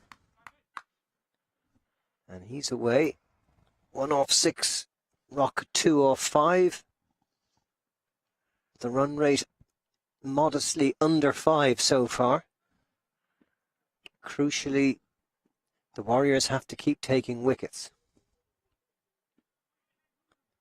There's a fielder at backward square leg, so no run. 3 out on the leg side for the left-hander.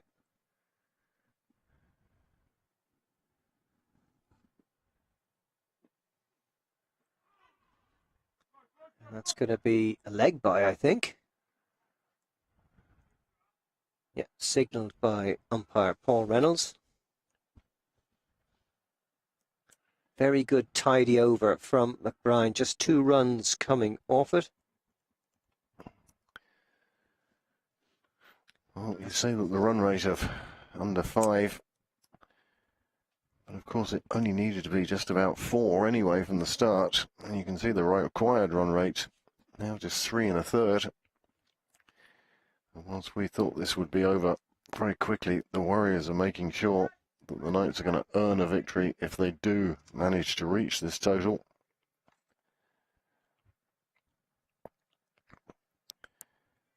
Craig Young to continue.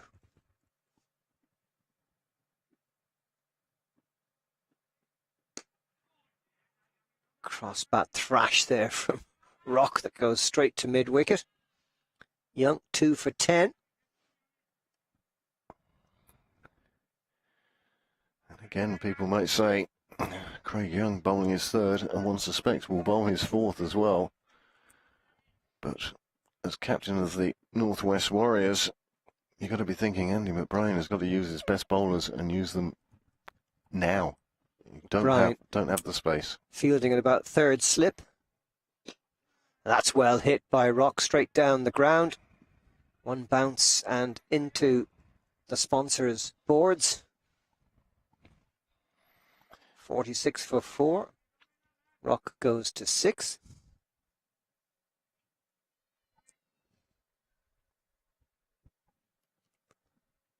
Neil Rock picking that one up on the length and just lifting it to a vacant area, and it runs away to the boundary quite handily. And when you think that that 4 is 5% of the total you need. Can't afford any loose deliveries like that one. That was short. Rock still looking to play his shots though.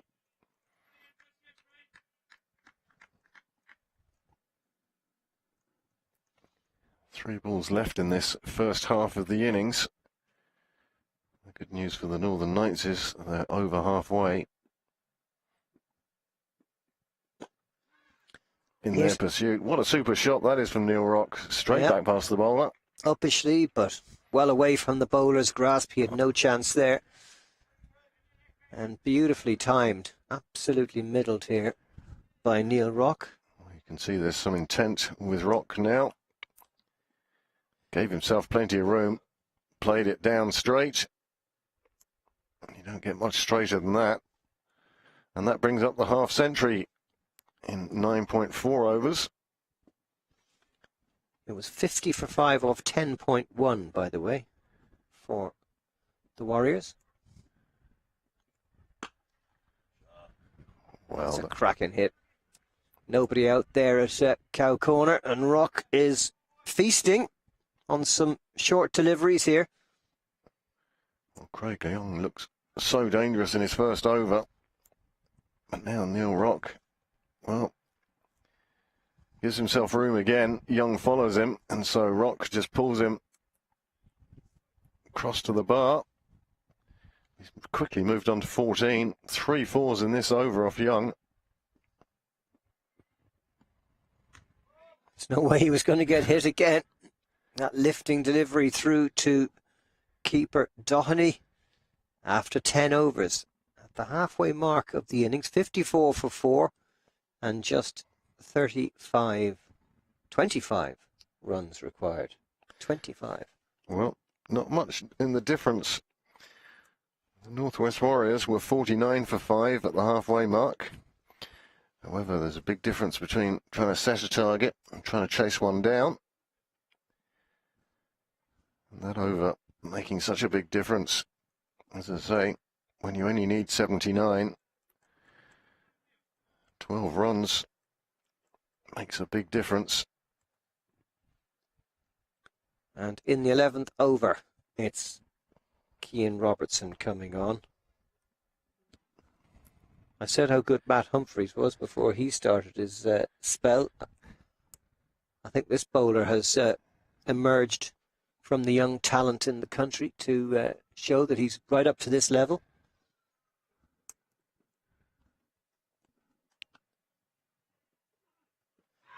That's close. And the finger goes up on a wicket from his very first ball. Robertson gets Morgan topping out for just one. LBW coming across his stumps, and all of a sudden 54 for 5 after 10.1. Well, your first ball of the 3-day festival comes across and straightens, and that was taking out middle, maybe middle and leg. But Paul Reynolds had no doubt, sticking up the finger and sending Topping on his way. Well, twists and turns. First time Topping's been out in the Rario T20 series this year in his 4th innings. And now he has an average. Now he certainly has an average, yeah. What's 3 into 115? It's still just one. It's only been out the once. An average of 115 then. But a great start for Robertson, and a great start for the Northwest Warriors. 5 wickets down now. There may only be 25 required, but every one of those runs is going to have to be earned now. Ruben Pretorius comes to the middle. Well, he often opens the batting for the Knights. So well able to carry his bat, and clearly a very experienced player who has done well with bat and ball in this series so far. That's a great delivery from Robertson. Wicket ... just what the Northwest Warriors doctor ordered.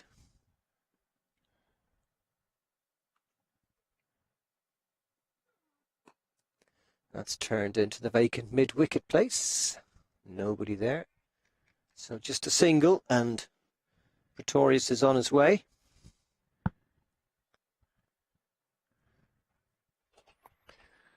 Well, the Northwest Warriors must be wishing they'd got another 20 or even 30 runs, even if they'd batted the rest of their innings and had managed to get a run a ball. They may have had a total that would really trouble the Northern Knights. As it is, they're having enough trouble chasing 79. I'm beginning to wonder, are we going to be using the same strip tomorrow, or will they prepare another wicket? Looks like we're going to be on this strip tomorrow because there doesn't seem to be another one prepared.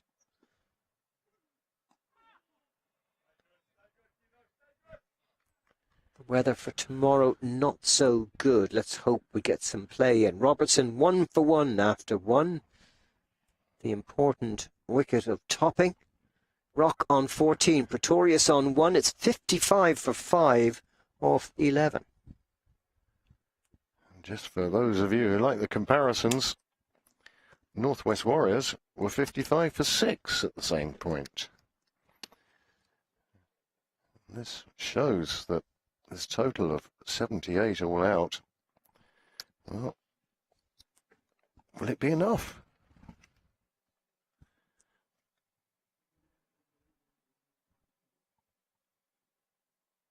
It's going to be Pretorius to face up to the 12th over. This will be Young's final over. There'll be another frontline bowler bowled out. I mean, this is the one thing for the Northern Knights. One for Pretorius. Willie McClintock off the boundary to get it back to wicketkeeper Doheny. And now the lefty Neil Rock on strike. 14 or 15. Actually, Ryan Macbeth bowling from the nursery end. They made the change. They're keeping one of Young's overs. Ryan Macbeth, who went for an expensive 21 in his first 2 overs. Needs to be accurate here, needs to keep the pressure up. That's the most important thing for the Warriors. If they're not going to take wickets, they can't afford to have 10, 12 coming from an over. There's only 20, 22, 23 runs to play with. Dropped a man out to cow corner, and the fine leg has come up inside the circle, and it's just pushed into the vacant wide mid-on. Easy single for Rock, knowing exactly what's required. Well, that's it. He does have that cricketing brain to realise what the situation is, what is actually required. You can see he's nearly scoring at a run a ball. But apart from that last over against Craig Young, where he used Young's pace against him, picked up 3 boundaries in that over, but he's been quite circumspect so far. Pretorius moving about on the crease, trying to put the bowler off, gets the single to deep cover. This is exactly what's required for the Knights. Just push it about, don't try anything crazy. A run of ball will be just perfect for them.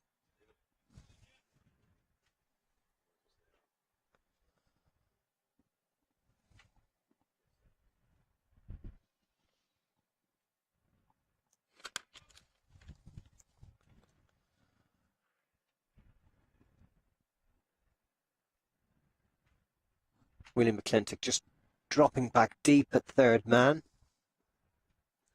And a flashing stroke from Rock. Wasn't too far away from that delivery from Ryan Macbeth.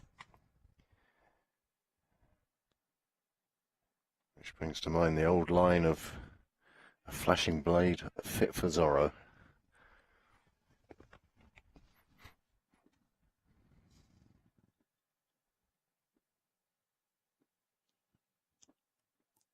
Can Macbeth be a Zorro? The answer is no. Super hit down the ground again from Neil Rock. Well, we saw him play that shot off Craig Young, and he does exactly the same to Macbeth in another 4 runs. And suddenly that total required drops below 20, and you can almost feel a sigh of relief coming from the Northern Knights bench. as Rock is providing the solidity that this innings needs in the middle. Good batters love pace on the ball. And Macbeth has been expensive. Oh, and that's beaten everybody. 4 byes. And that's not what the doctor ordered for the Northwest Warriors. 66 for 5 now off 12 overs. Rock on 19. On this occasion, Macbeth, well, there was a good bit of swing on it. You can see the angle, the way it came towards the camera even there. And that swung away, and the keeper was left with no chance. 4 byes. Takes the score on 66 for 5 after 12 overs. And just 13 to win now. Well, the Warriors have certainly given the Northern Knights a fright here. And Cian Robertson back on here for his second over. Got a wicket in his very first ball. He needs to do the magic again. Slip in place. Couple saving a single on the onside, a couple on the offside. Oh, and that's come off, I don't know what part of Pretorius's bat or pad that came off, but it didn't carry, and fortunate for him, dropped in no man's land. Yeah, that seemed to involve everything: pad, bat, gloves. Lucky break. You see it here now. And he tried the paddle sweep there, and it's beaten everybody. 4 byes given. It could have been 4 wides. The extras mounting up. That score has reached 70 in a thrice. That's 8 byes in the last few deliveries.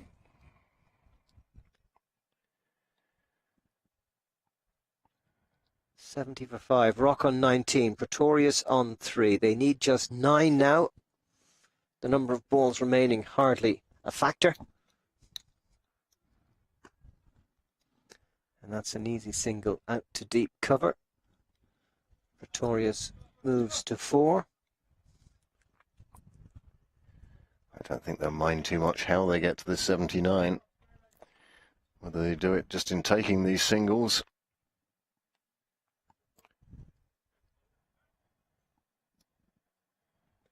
Wind has changed completely. It was coming towards us at the start of play. It's now coming from behind us. That's a big hit. And over the rope it goes for a maximum. Rock to 25. 77 for 5. Just 2 short of the runs required. And a very dejected looking Cian Robertson after this delivery. Good quick hands from Neil Rock. Top scorer today for the Knights. Sterling 19, Adair 17. And with Rock's 25 and a goodly helping of extras, they're going to make it with overs to spare.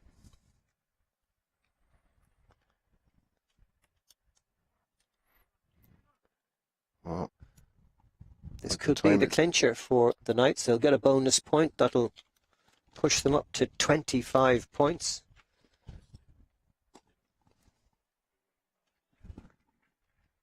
And there's the boundary that wins the game. Off the blade of Neil Rock, who finishes unbeaten on 29. Pretorius not out 4. And the Knights 81 for 5 at the end of the 13th over. They win with 7 overs to spare. And a 5-wicket victory. That didn't look like it was going to be that easy just a few minutes ago. But this game has changed, ebbed and flowed from one side to the other. But it's the Knights who have the points by 5 wickets, and they win this second of these Rario T20 festival matches here in Sydney Parade today, after the Lightning beat the Munster Reds earlier in the day. Well, a good win for the Northern Knights should be enough to see them to the title for the Ravio T20 Interprovincial Cup. But both sides there, well, the Warriors will be very disappointed with how their batting went. And I don't think there'll be too many discussions about this game in the future. 78 all out, the Northwest Warriors. The Northern Knights got there, but not without a scare or two. 15 wickets falling in the match, in complete contrast to the match earlier today, which was a much more high-scoring affair, the kind that you expect to see at this interprovincial T20 level. So here's a look at the way it's shaped up. The Warriors with that 78 all out off 15.1 overs. Top scorer Jared Wilson with 29 off 27. Hume the only other player to get into double figures. A very disappointing performance by them. It was the middle order really. It fell apart. Well, there's only one highlight there really, and that's Humphreys, 5 for 13 in his 4 overs. And it was the spinners, him in conjunction with Van Verkum, 3 for 27. And if you look at it that way, they took 8 for 40 between them. And that is the story of that innings. You can look at the fall of wickets and just see they just kept falling. No stand really came together for them. And that total was never going to be enough. We didn't think so at the start, and we've been proved right. And here's the reply. Top scorer Neil Rock, 29 not out off 22. A start for Ross Adair and Paul Stirling, but both got out quite cheaply for 17 and 19. And quite a few buys near the end. But 81 for 5 in 13 overs. Well, the Warriors bowlers, they were behind the 8 ball before they started. Just a total of 78 to defend. Well, Graham Hume, 2 for 9 from his 4 overs, and he did a great job at the top of the order. Craig Young then came in, 2 for 20. Now, you say 2 for 20, that third over, Neil Rock went after him and took a few runs, and he ends up with 2 for 20. And Robertson, well, he took a wicket with his first ball, but after that, it was him bowling when the game was finished, when the Northern Knights and Neil Rock got to 81 for 5. And there's the match summary. 15.1 overs for the Warriors, 13 overs for the Knights. It's been half time for us, Craig. We haven't had to do too much work today. No real excitement in this match. And the Knights steaming along with another victory, 4 out of 4 now in this Ravio T20 series. And coming up tomorrow, Munster Reds against the Northern Knights at 11 o'clock, followed by the Leinster Lightning against the Northwest Warriors at 3:30. Hope you can join us for that. We look forward to your company then. We'll be on the air just before 11 o'clock when the Munster Reds and the Northern Knights should be ready to take the field. From all of our commentary team here and from HPV Studios and all of the crew, can I say thank you for watching, and we look forward to your company again tomorrow.